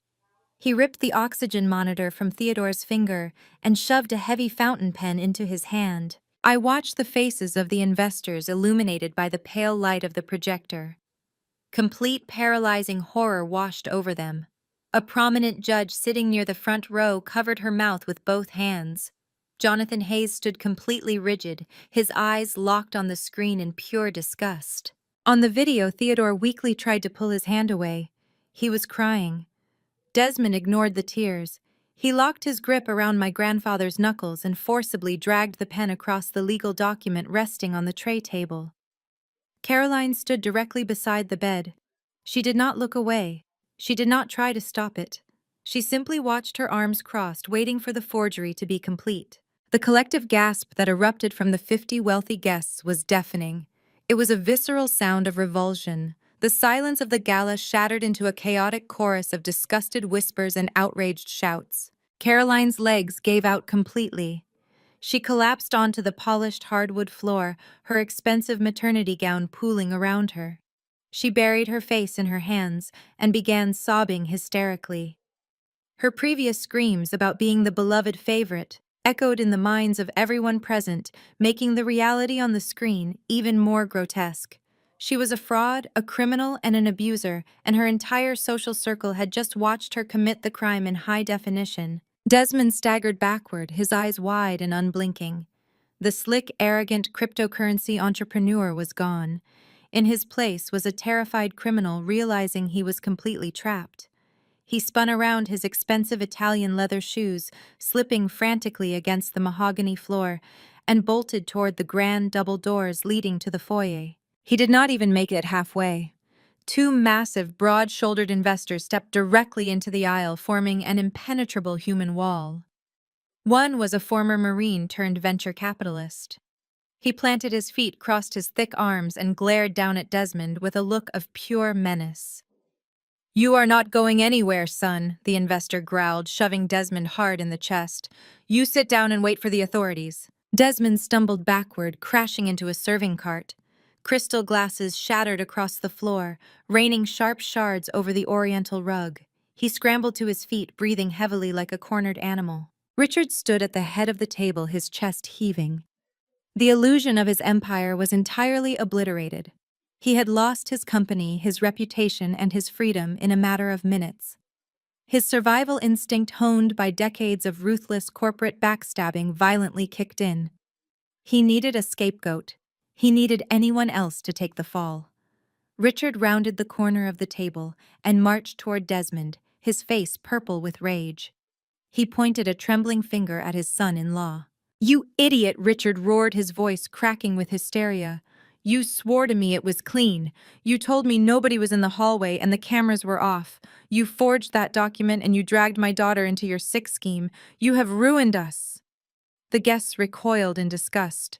Richard was actively throwing his own family under the bus to save his own skin, completely oblivious to the fact that everyone in the room could see right through his pathetic act of self-preservation. Desmond backed against the wall, his eyes darting wildly around the room. He looked at the angry investors, the shattered glass, and finally at my father. A dark, vicious realization settled over his panicked face. If he was going down, he was going to drag the king down with him. Desmond straightened up his chest, heaving, and pointed a shaking finger right back at Richard. "Do not play innocent with me!" Desmond screamed, his voice echoing off the high vaulted ceilings. "You ordered me to do it. You practically dragged me into that hospital room. You needed that $50 million immediately, and you did not care how we got it. You needed it to cover up your massive federal tax evasion before the IRS audited the manufacturing accounts. You are the one going to prison, Richard." Desmond's accusation hung in the air for a fraction of a second before the remaining facade of aristocratic civility completely disintegrated. Richard let out a guttural, animalistic roar. He lunged across the shattered crystal and broken china, his hands curled into fists. He slammed into Desmond with the force of a desperate man fighting for his very life. The impact sent both men crashing backward into the heavy catering station. Silver trays, chafing dishes, and towers of champagne flutes cascaded to the hardwood floor in a deafening avalanche of metal and glass. "You ungrateful parasite!" Richard bellowed, wrapping his hands around Desmond's silk collar and slamming him against the custom wood paneling. "I gave you everything. I brought you into this family, and you dare accuse me of your incompetence?" Desmond clawed frantically at Richard's face, his expensive manicure scraping across my father's cheek and drawing bright lines of blood. "I did what I was told," Desmond screamed, driving his knee upward into Richard's stomach. "You said Theodore was practically gone anyway. You said nobody would ever look at the video logs if the will was notarized by your private attorneys. The two men wrestled to the floor, rolling through spilled wine and ruined appetizers. It was a pathetic, ugly brawl. The polished CEO and the sleek tech visionary were reduced to violently clawing at each other in the dirt, entirely oblivious to the horrified gasps of the venture capitalists and politicians watching their public meltdown. Jonathan Hayes pulled his chair back, physically distancing himself from the pathetic display, his face a mask of absolute revulsion. Amidst the chaos of the physical altercation, Patricia scrambled across the room toward her golden child. Caroline was still on her knees, hyperventilating, her hands desperately clutching her pregnant stomach as she watched her husband and her father beat each other bloody. Patricia grabbed Caroline by the shoulders and shook her violently. "Stop crying and listen to me right now," Patricia hissed, her voice cutting through the noise with venomous urgency. "You tell them he acted alone. You tell these people that Desmond manipulated you. Tell them you were terrified for your baby. Play the pregnancy card, Caroline, or you are going to give birth in a federal penitentiary." Caroline stared at her mother, her mascara running in dark streaks down her pale cheeks. The sheer magnitude of the betrayal finally snapped her fragile, pampered mind. She slapped Patricia's hands away with a sharp, vicious crack. "Do not touch me." Caroline shrieked, her voice echoing shrilly over the sounds of the brawl. "You are not putting this on me. You forced us to do it. You were the one who found out Grandpa changed his will to leave the estate to the foundation. You came to us crying that the IRS was going to seize the house and seize the trust funds. Keep your mouth shut, you stupid girl," Patricia growled, lunging forward to cover Caroline's mouth. But Caroline shoved her backwards, scrambling to her feet and backing away like a cornered prey animal. "I will not go to jail for you," Caroline screamed, pointing frantically at her mother. "You stood right there in the hallway while we were in his room. You stood lookout. You told me that if we did not get that money, we would lose the country club, we would lose the cars, and we would end up poor and pathetic like Madeline. You said you would rather die than live like her. You orchestrated the entire thing." The room was paralyzed by the rapid-fire confessions. Every desperate attempt they made to save themselves only incriminated them further. They were violently ripping each other apart, shedding every ounce of family loyalty to avoid the sinking ship. The elegant Wilson family was dead, replaced by a pack of rabid animals turning on their own. I stood perfectly still at the head of the dining table. I smoothed the skirt of my wine-stained emerald gown and simply watched the empire of lies burn to ash. I did not need to raise my voice. I did not need to argue. I just needed to let them destroy themselves. I reached out and picked up the sleek silver microphone resting on the podium Desmond had used for his fraudulent cryptocurrency pitch. I tapped the top of the microphone twice. The sharp, amplified thud cut right through the screaming and the sounds of the scuffle on the floor. The fighting slowed. Richard and Desmond froze, panting heavily, tangled in each other's ruined suits. Patricia stopped advancing on Caroline. They all turned their heads to look at me, their faces pale, bruised, and dripping with sweat. "Thank you all for the confessions," I said, my voice echoing evenly and coldly through the high-end surround sound speakers of the dining hall. "It certainly saves the investigators a tremendous amount of paperwork." Patricia swallowed hard, her eyes darting to the microphone in my hand. "What are you talking about?" she whispered, her voice trembling with a new profound dread. I smiled, a slow, predatory expression. "This microphone is connected directly to the venue's central recording system, Mother. Every single word spoken in this room tonight, from Desmond's admission of wire fraud to Richard's tax evasion to your coordinated conspiracy to commit elder abuse and forgery, has been captured in crystal clear, high-definition audio. And because I own the catering conglomerate that operates this venue, those digital files were just automatically uploaded to a secure cloud server." I paused, letting the absolute finality of my words sink into their terrified minds.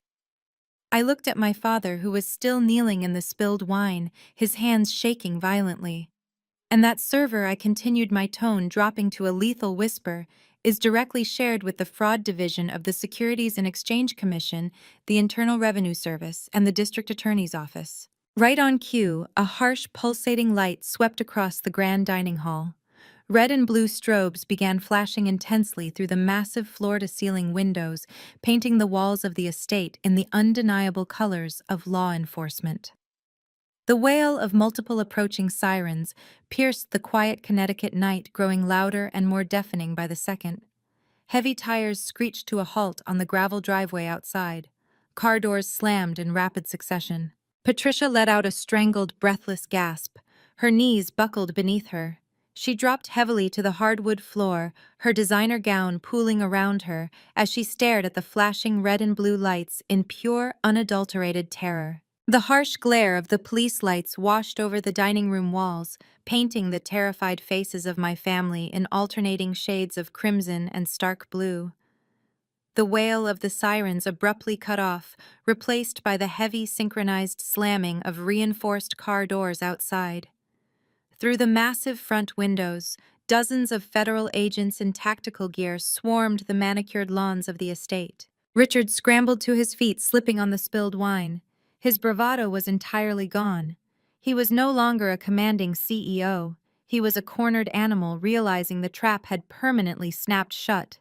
He lunged toward me, his hands raised in a desperate, trembling gesture of surrender. "Madeline, wait," Richard pleaded, his voice cracking as he closed the distance between us. "You can stop this. You have the power to stop this right now. Call them off. Tell them it is a misunderstanding. Tell them it is just a family dispute over corporate restructuring." I watched him sweat. I did not move an inch. "I will give you everything," Richard stammered frantically, waving his arms around the opulent dining hall. "I will sign the estate over to you tonight. I will transfer all my voting shares in the manufacturing company to your holding firm. You can be the CEO. You can have the house, the cars, the entire legacy. Just pick up your phone and call the district attorney. Please, Madeline, you are my daughter."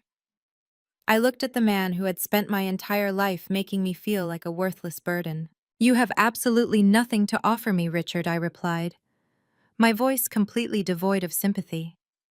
"You cannot give me a company that is already legally insolvent.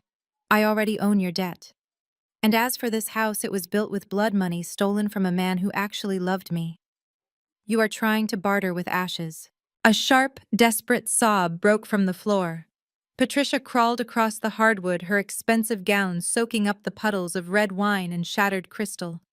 She lunged forward, her manicured hands gripping the fabric of my dress with bruising force. "We are your parents," Patricia wailed, her face contorted in absolute raw panic. "You cannot do this to us. You cannot send us to a federal prison. We gave you a roof over your head. We raised you. We are your blood." I looked down at the woman who had orchestrated my financial ruin, the woman who had stood lookout while her favorite daughter forged a dying man's signature just to ensure I received nothing. I reached down and coldly, methodically peeled her trembling fingers off my dress. I stepped back, severing the physical contact completely. I reached into my designer clutch and pulled out a single crumpled piece of paper. It was the exact same $100 bill Patricia had thrown at my feet months ago, the pathetic scrap she had offered me when she told me to leave her sight forever. I let the crumpled bill drop. It fluttered down, landing perfectly on the wine-soaked floor, right in front of her knees. "Take an Uber, Mom," I said, looking her dead in the eye. "It is time for you to be independent." Patricia stared at the wet bill as if it were a venomous snake. She let out a guttural sound of pure despair, curling into herself on the floor. To my left, Caroline dragged herself across the room. Her earlier rage had completely evaporated, replaced by blinding, suffocating terror. She grabbed the edge of the mahogany table to pull herself up, her breathing shallow and frantic. She wrapped both hands protectively around her pregnant belly. "Madeline, please." Caroline begged, her voice high and breathless. "I am pregnant. I am bringing a child into this world. You cannot send a pregnant woman to jail. The stress will hurt the baby. Desmond forced me to do it. Mom forced me to do it. Please have mercy on my baby." She was using her unborn child as a human shield, desperately hoping my basic human decency would override the evidence of her undeniable crimes.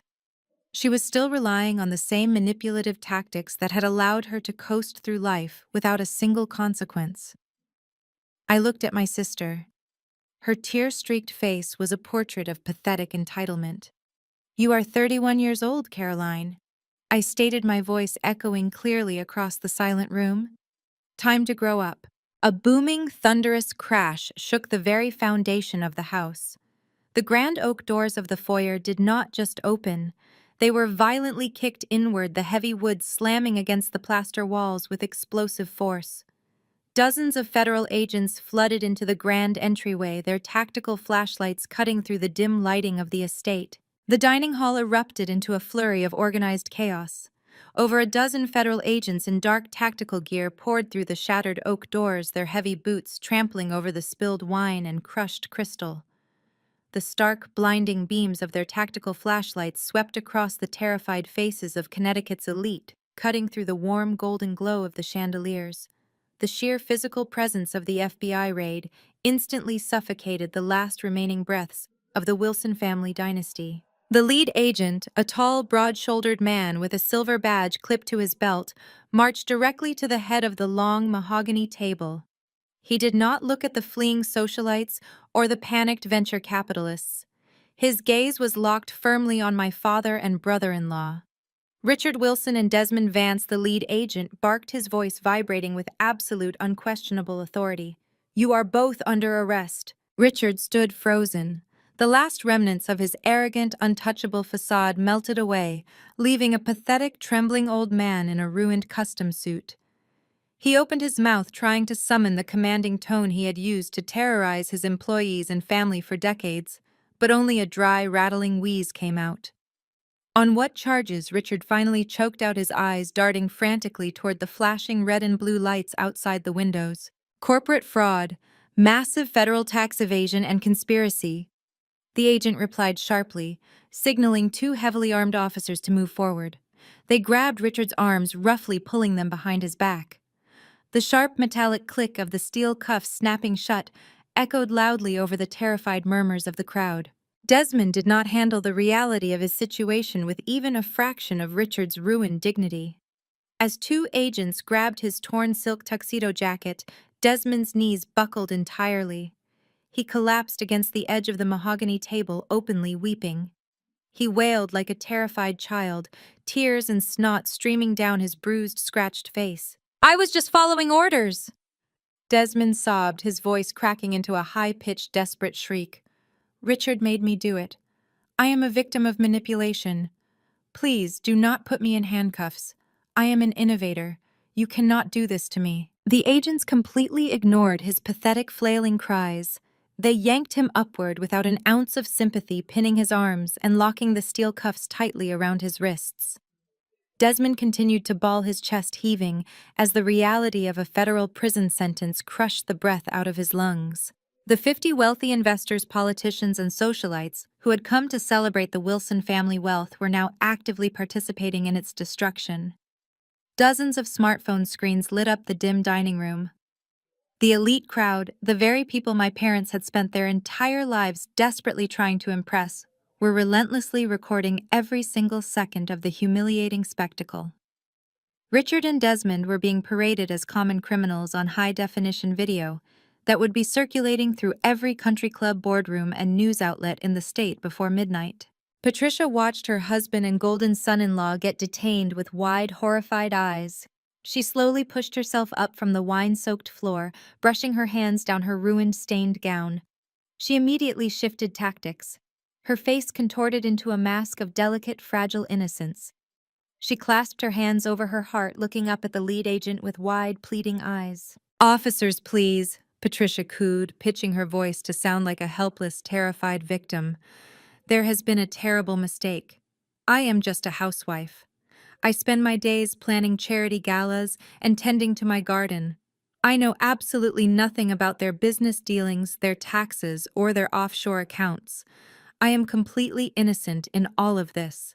Mitchell stepped smoothly out of the shadows, his battered leather briefcase already open. He walked straight up to the lead federal agent and handed him a thick bound folder filled with stark white documents. "Agent Miller," Mitchell said clearly, ensuring his voice carried to the recording phones of the guests. "Inside, you will find the recovered hard drives from Wilson Manufacturing's original internal servers. Specifically, you will find a verified email thread dated exactly 15 years ago. Patricia's breath hitched violently.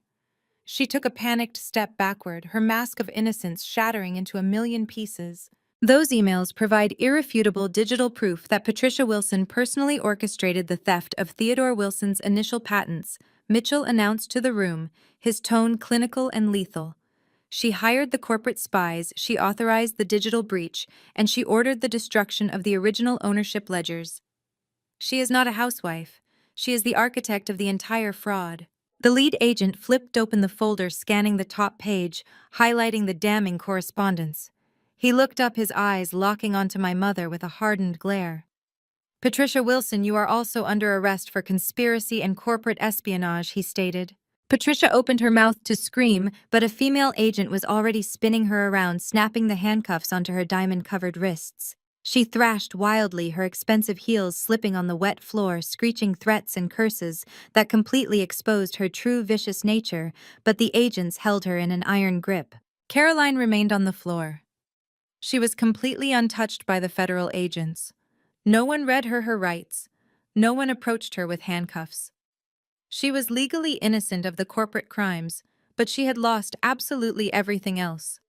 She sat in the puddle of spilled wine and broken glass, hugging her knees to her chest, rocking back and forth in a state of catatonic shock. The golden child was entirely stripped of her status, her stolen wealth, and her arrogant pride.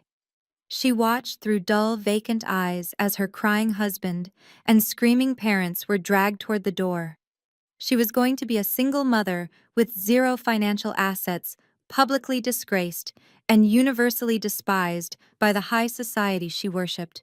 She was finally truly alone. The agents began marching my family toward the shattered grand oak doors. The flashing red and blue lights illuminated their path of absolute ruin. As Richard was forced past me, he dug his heels into the hardwood floor, forcing the agents to pause for a fraction of a second. He turned his head and glared at me. His eyes were completely bloodshot, burning with a toxic mixture of pure hatred and utter defeat. "You are nothing but a traitor!" Richard spat, his voice trembling with bitter venom. I looked at his ruined, handcuffed form. I stood tall in my emerald gown, the true owner of the very ground he was standing on. I did not flinch. I let a slow, victorious smirk spread across my face. "No, Dad," I replied, my voice perfectly steady and echoing clearly over the wailing sirens outside. "I am the CEO." 48 hours later, the sprawling Connecticut estate was entirely unrecognizable. The warm golden glow of the crystal chandeliers had been abruptly cut off, leaving the grand hallways feeling cavernous, cold, and hollow. The opulent Thanksgiving decorations had been stripped away, replaced by stark neon federal foreclosure notices taped across the grand double doors. The Wilson dynasty had completely evaporated, leaving nothing behind but the staggering weight of their exposed crimes. I stood in the center of the grand foyer, holding a steaming cup of dark coffee, watching the final dismantling of an empire built on lies. My private security team lined the walls, standing shoulder to shoulder with absolute stoicism. They were there to ensure the court-ordered eviction proceeded exactly to my specifications. Patricia slowly descended the sweeping mahogany staircase. She had managed to post bail late last night, but the ordeal had completely shattered her immaculate facade. She looked 20 years older. Her signature blonde hair was flat and stringy, her skin was pale and deeply lined, and the expensive silk blouse she wore looked wrinkled and absurdly out of place. Caroline trailed closely behind her mother, leaning heavily against the banister. She was no longer screaming or throwing tantrums.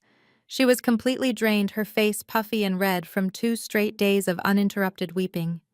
Desmond was sitting in a federal holding cell, entirely unable to post the massive bail the judge had set for wire fraud and elder abuse. Caroline was effectively a single penniless mother. They reached the bottom of the stairs and stopped abruptly. At the center of the marble floor, directly between them and the front door, sat a large cardboard box filled with heavy-duty industrial black plastic trash bags. Patricia stared at the cheap plastic rolls with pure visceral revulsion.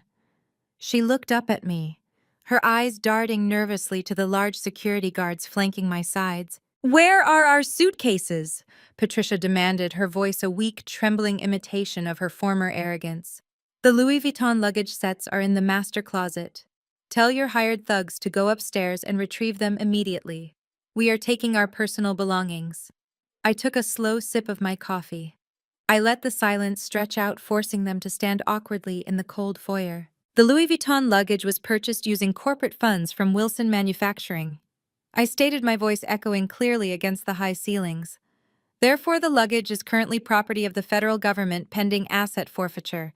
You do not get to keep the spoils of your financial crimes. Caroline let out a loud, pathetic whimper, clutching her pregnant stomach. I cannot carry plastic bags, she whined, her voice nasal and grating. I am pregnant. My back hurts.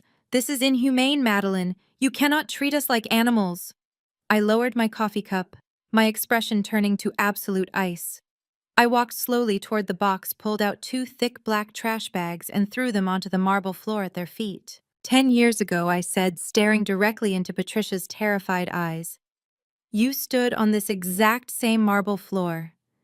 You told me I was a disappointment, a failure, and a complete waste of space. You refused to let me use a single bag from this house. You handed me a roll of black garbage bags and told me that because I was trash, my belongings belonged in the trash. I am simply honoring your established family traditions.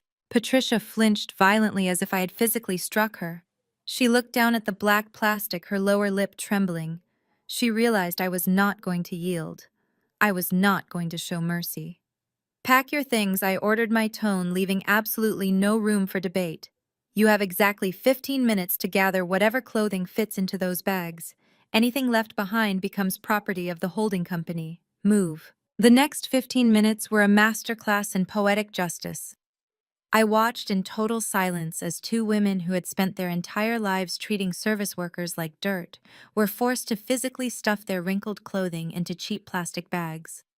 The loud, abrasive crinkling of the trash bags echoed through the empty mansion. Patricia snagged her manicured nail on a zipper, tearing the side of her bag and letting out a sharp cry of frustration. Caroline struggled to shove bulky maternity sweaters into the plastic, sobbing loudly with every movement. Time is up, the lead security guard announced, stepping forward. Patricia and Caroline dragged their heavy, bulging trash bags across the marble floor. They walked toward the front doors, their heads bowed in total defeat. But as Caroline passed the center of the foyer, I noticed her posture was unnaturally stiff. Her left hand was buried deep inside the oversized pocket of her heavy wool cardigan, and she was moving with a frantic, nervous energy, trying to rush past the guards. Stop her, I commanded. The lead security guard immediately stepped directly into Caroline's path, blocking the exit. Caroline gasped, taking a panicked step backward. Do not touch me, Caroline shrieked instantly, defaulting to her victim routine. I am a pregnant woman. You are assaulting me. The guard did not move a single muscle. He held out a small plastic security bin. Empty your pockets, ma'am. Right now. Patricia rushed forward, her maternal instincts momentarily overriding her terror. You cannot search her without a warrant, Patricia screamed, pointing a trembling finger at the guard. We will sue you for everything you have. We will drag you into court. I laughed, a harsh, dry sound that stopped my mother dead in her tracks.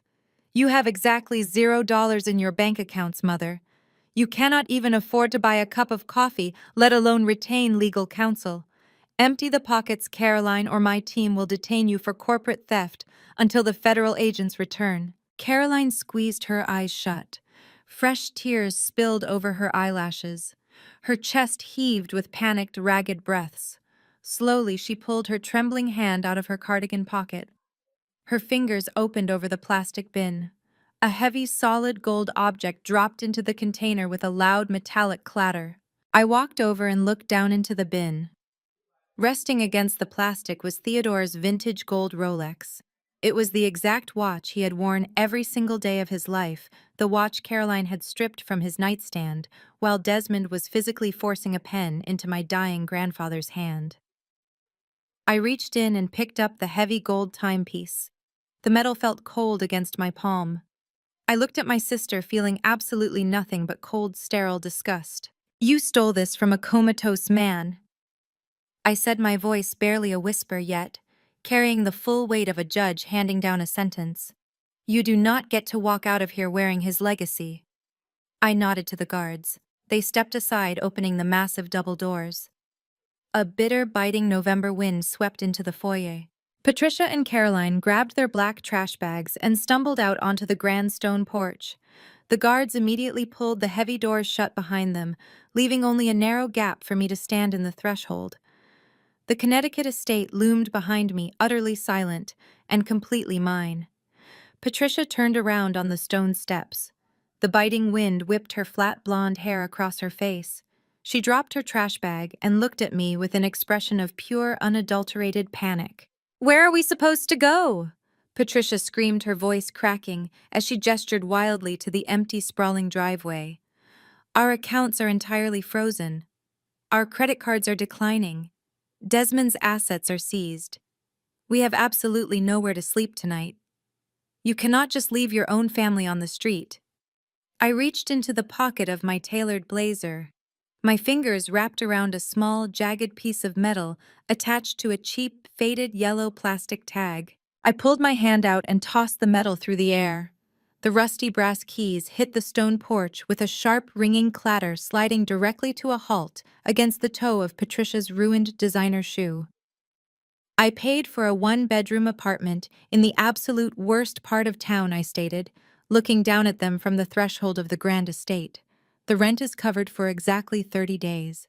Get a job." I stepped back into the foyer and let the heavy oak doors slam shut, the final resounding thud sealing their fate entirely. The heavy wooden doors of the federal courtroom swung shut, sealing out the noise of the press and the remaining frantic whispers of the displaced Wilson family. I took my seat at the plaintiff's table, smoothing the skirt of my tailored charcoal suit. Mitchell sat beside me, meticulously arranging his legal briefs with practiced precision. Across the aisle, the defendant's table sat completely empty. Patricia and Caroline could not afford legal representation, let alone the transportation to attend the hearing. They were likely still huddled in that squalid one-bedroom apartment, facing the brutal, freezing reality of a life without credit cards. The large digital monitors mounted on the courtroom walls flickered to life. The video feed connected directly to the federal holding facility downtown. Richard and Desmond appeared on the split screen, and the sight was profoundly pathetic. The custom Italian silk suits, the manicured arrogance, and the aggressive posturing were entirely gone. They were wearing standard-issue bright orange prison jumpsuits. Richard looked incredibly frail. The harsh, fluorescent lighting of the holding cell exposed every deep line of age and stress on his face. His skin sagged, his posture was hunched, and his eyes were completely devoid of the sharp, calculating cruelty that had defined his entire existence. Desmond sat beside him, his shoulders trembling visibly. He refused to look at the camera. He kept his eyes glued to the concrete floor of his cell, a thoroughly broken man who had finally realized his silver tongue could not talk him out of federal wire fraud and elder abuse. Judge Harrison entered the room, her gavel striking the sound block with a sharp, definitive crack. She did not waste a single second on pleasantries. She reviewed the mountain of evidence Mitchell had submitted, including the digital audio recordings from the Thanksgiving disaster and the recovered email threads detailing Patricia's corporate espionage. The judge adjusted her glasses and stared directly into the camera lens, addressing the two men on the screen. "The evidence presented before this court is not just overwhelming," Judge Harrison stated, her voice carrying absolute, undeniable authority. "It is a textbook display of systemic greed, elder abuse, and gross financial manipulation." She picked up the forged document that had started this entire war. "The secondary will, notarized under extreme duress and deliberate coercion, is hereby invalidated in its entirety." Richard closed his eyes on the monitor. He did not argue. He did not protest. He simply let his chin drop to his chest, surrendering to the crushing weight of his inevitable prison sentence. Judge Harrison turned the page of her ledger. The original testamentary trust established by Theodore Wilson, along with all attached corporate holdings and liquid assets totaling exactly $50 million, is fully restored and immediately transferred to the sole beneficiary, Madeline Wilson. I felt Mitchell nod approvingly beside me, but the judge was not finished. She leaned forward, her expression hardening into pure judicial wrath. Furthermore, Judge Harrison continued her words, acting as the final nail in the Wilson family coffin. Due to the extensive, premeditated nature of the wire fraud committed by Desmond Vance and the active complicity of Richard Wilson in concealing these catastrophic losses from shareholders, severe restitution is mandated. Desmond began to shake harder, violently rocking back and forth in his plastic chair. I am ordering the immediate seizure and complete liquidation of all remaining personal assets tied to Richard and Patricia Wilson, the judge declared. This includes any offshore accounts, private retirement funds, secondary real estate properties, and personal luxury vehicles. Every single cent will be distributed to compensate the defrauded venture capitalists. Desmond let out a ragged, audible sob on the video feed. He buried his face in his shackled hands, crying like a terrified child. "You are both financially insolvent," the judge finalized, bringing her gavel down one last time. "The Wilson estate is permanently dissolved. This hearing is adjourned." The monitors clicked off instantly, severing the connection to federal holding. Just like that, the empire was officially dead. The bank accounts were drained to absolute zero. The cars were gone. The legacy was completely erased. They had spent decades desperately trying to protect their wealth by destroying me, and in doing so they had engineered their own total annihilation. I stood up and walked out of the courtroom with my head held high. The crisp afternoon air hit my face as I pushed through the heavy glass doors and stepped onto the expansive concrete plaza of the courthouse. The sky was a brilliant, cloudless blue. For the first time in 30 years, I was completely unburdened. The invisible chains my parents had wrapped around my neck were shattered. Mitchell walked perfectly in step beside me. He stopped near the edge of the courthouse steps and turned to face me. He closed his battered leather briefcase and extended his hand. I reached out and shook it firmly. The grip was solid, a silent acknowledgement of a flawlessly executed strategy. "It is officially over," Mitchell said, a rare, genuine smile crossing his face. "The trust is active. The accounts are in your name. You own everything, Madeline. The corporate entities, the liquid capital, the entire portfolio." He paused, looking out over the bustling city street. "Which leaves just one final piece of business. What are you going to do with the mansion?" I stood on the courthouse steps and looked out at the horizon.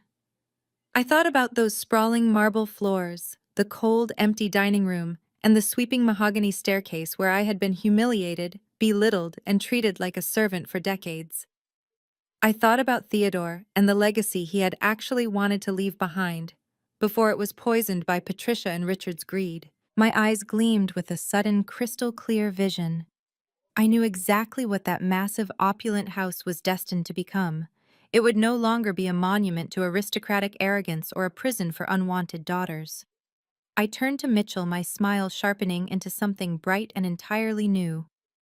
"I am going to tear down the walls," I replied. The silence of my Manhattan penthouse was entirely different from the silence of the Connecticut estate. In my childhood home, silence was a weapon Patricia used to punish me for perceived slights, a heavy, suffocating blanket of continuous disapproval. Here in the home I had purchased with my own money, the silence was purely peaceful. It was the sound of absolute victory. I stood by the floor-to-ceiling windows, looking out over the glittering skyline, holding a cup of black coffee. The psychological warfare was officially over, but I knew that healing from 30 years of relentless gaslighting and emotional abuse would not be instantaneous. The scars of being the designated family scapegoat were deep. There were still moments when I expected my phone to ring with a demanding threat from Richard or a shrill entitled complaint from Caroline. But the crushing physical weight of their expectations was permanently gone. They could no longer touch me, hurt me, or manipulate my reality. I was finally breathing clean air. The next morning, I drove my car up the winding, frost-covered roads to the Greenwood Cemetery. The winter air was brisk, leaving the manicured grass crisp and bright under the morning sun. I walked the familiar stone path until I reached the massive marble headstone bearing Theodore Wilson's name. The cemetery was completely deserted, offering the perfect undisturbed privacy I needed. I unclasped my leather briefcase and pulled out the heavy embossed folder containing the finalized court rulings, the invalidated forged will, and the irrevocable trust documents securely listing my name as the sole beneficiary. I placed the thick stack of papers gently onto the cold marble base. "It is done, Grandpa," I said, my voice steady in the quiet morning air. "They tried to bury your legacy, just like they tried to bury me. They forced a pen into your hand while you were taking your last breaths. They thought they were completely untouchable because they had the money, the expensive lawyers, and the blinding arrogance to believe they were inherently better than everyone else in the world." I reached out, resting my bare hand against the carved letters of his name. The stone was freezing, but the memory of his warmth grounded me. "But you saw right through them. You warned me when I was just a teenager that Richard was a parasite wearing a tailored suit. You told me to build my own armor and never rely on their table scraps.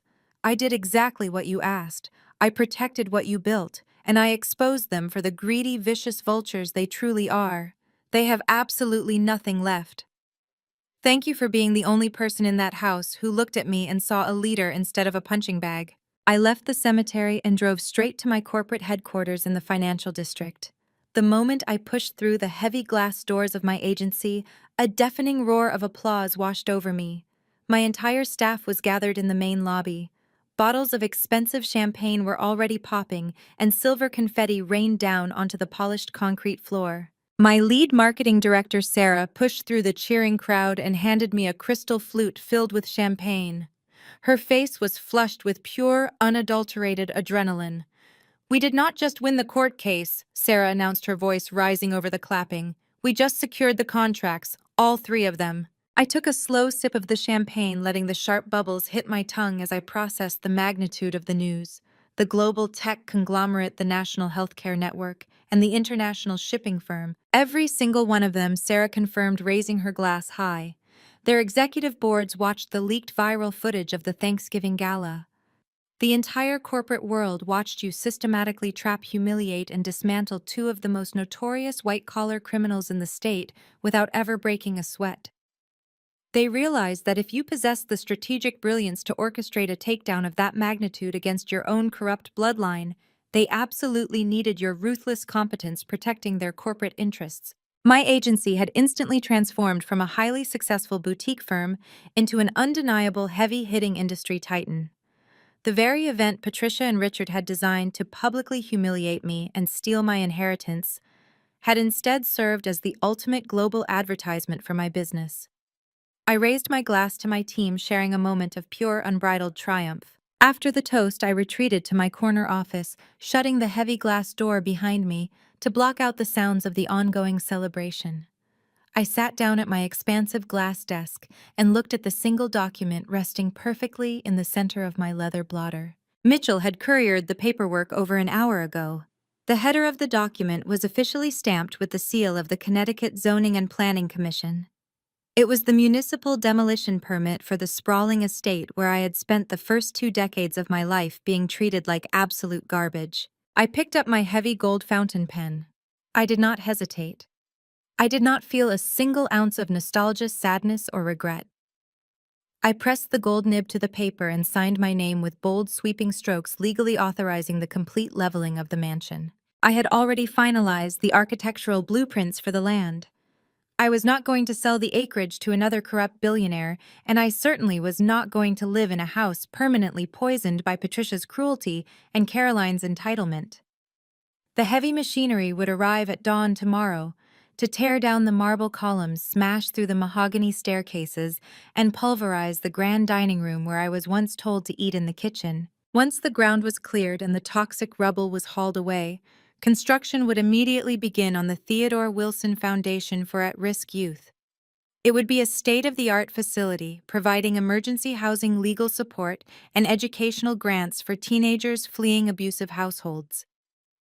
I was going to turn the physical site of my deepest childhood trauma into a highly funded sanctuary for kids who desperately needed the exact safety net my grandfather had provided for me. I placed the cap back on my pen and leaned back in my ergonomic leather chair.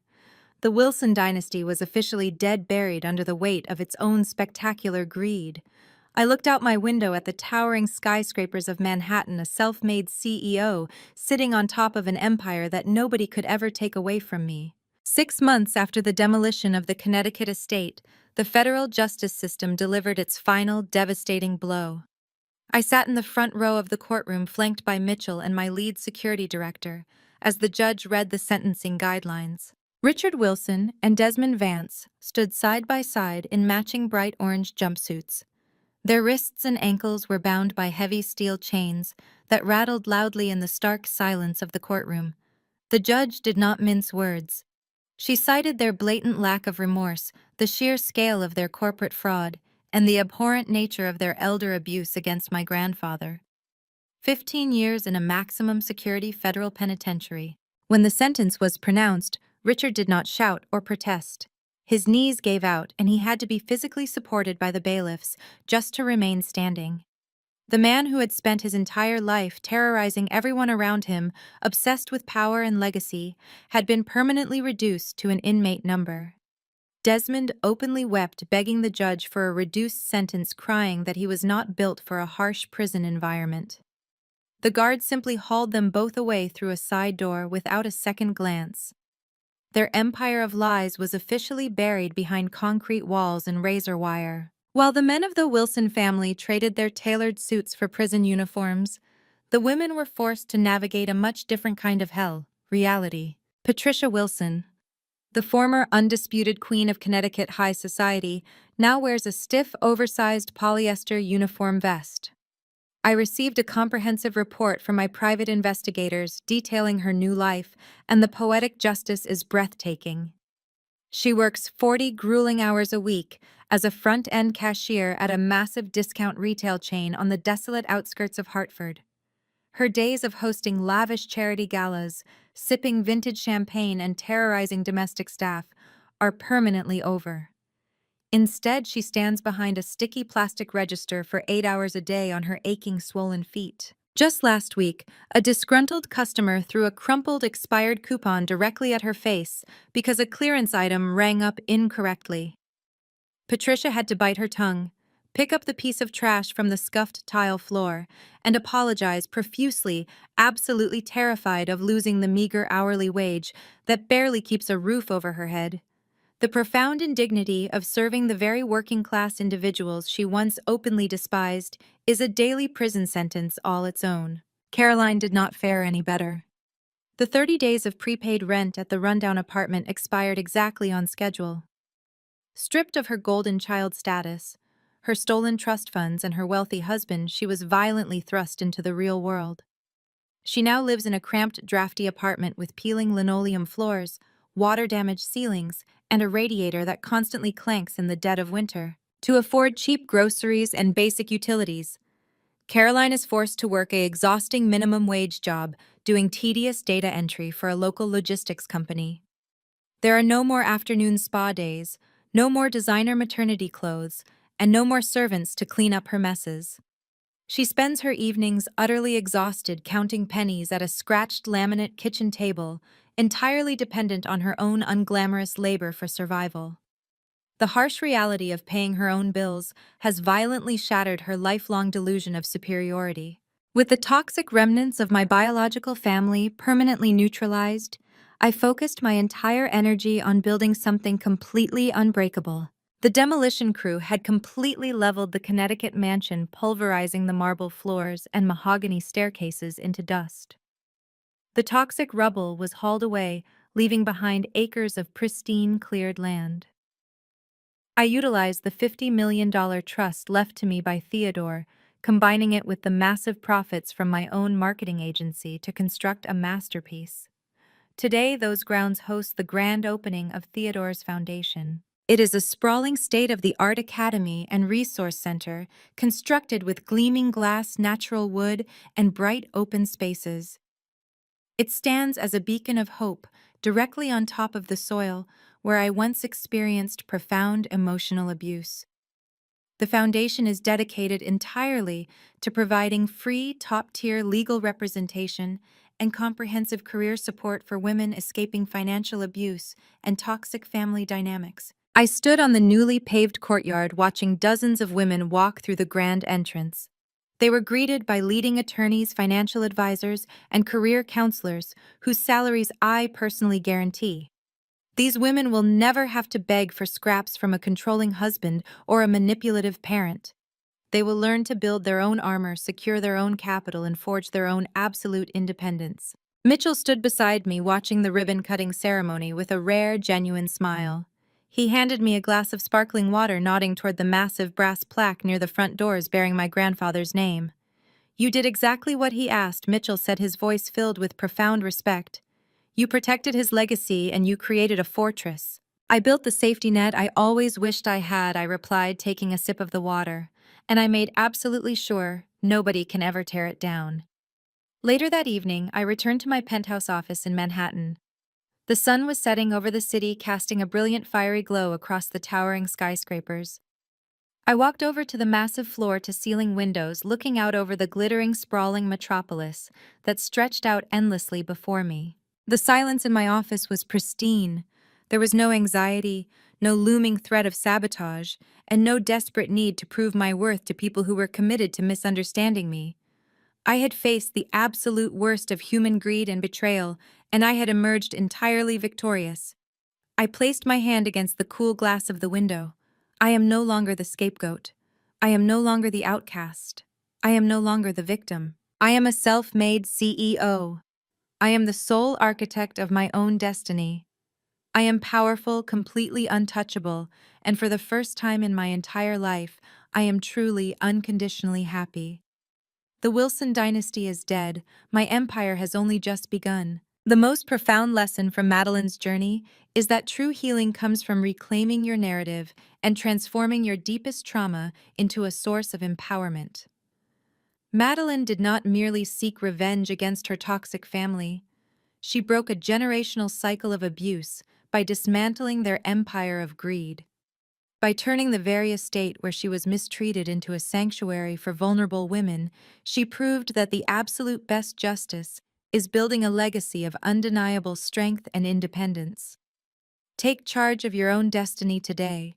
Share your experiences with setting boundaries and comment below.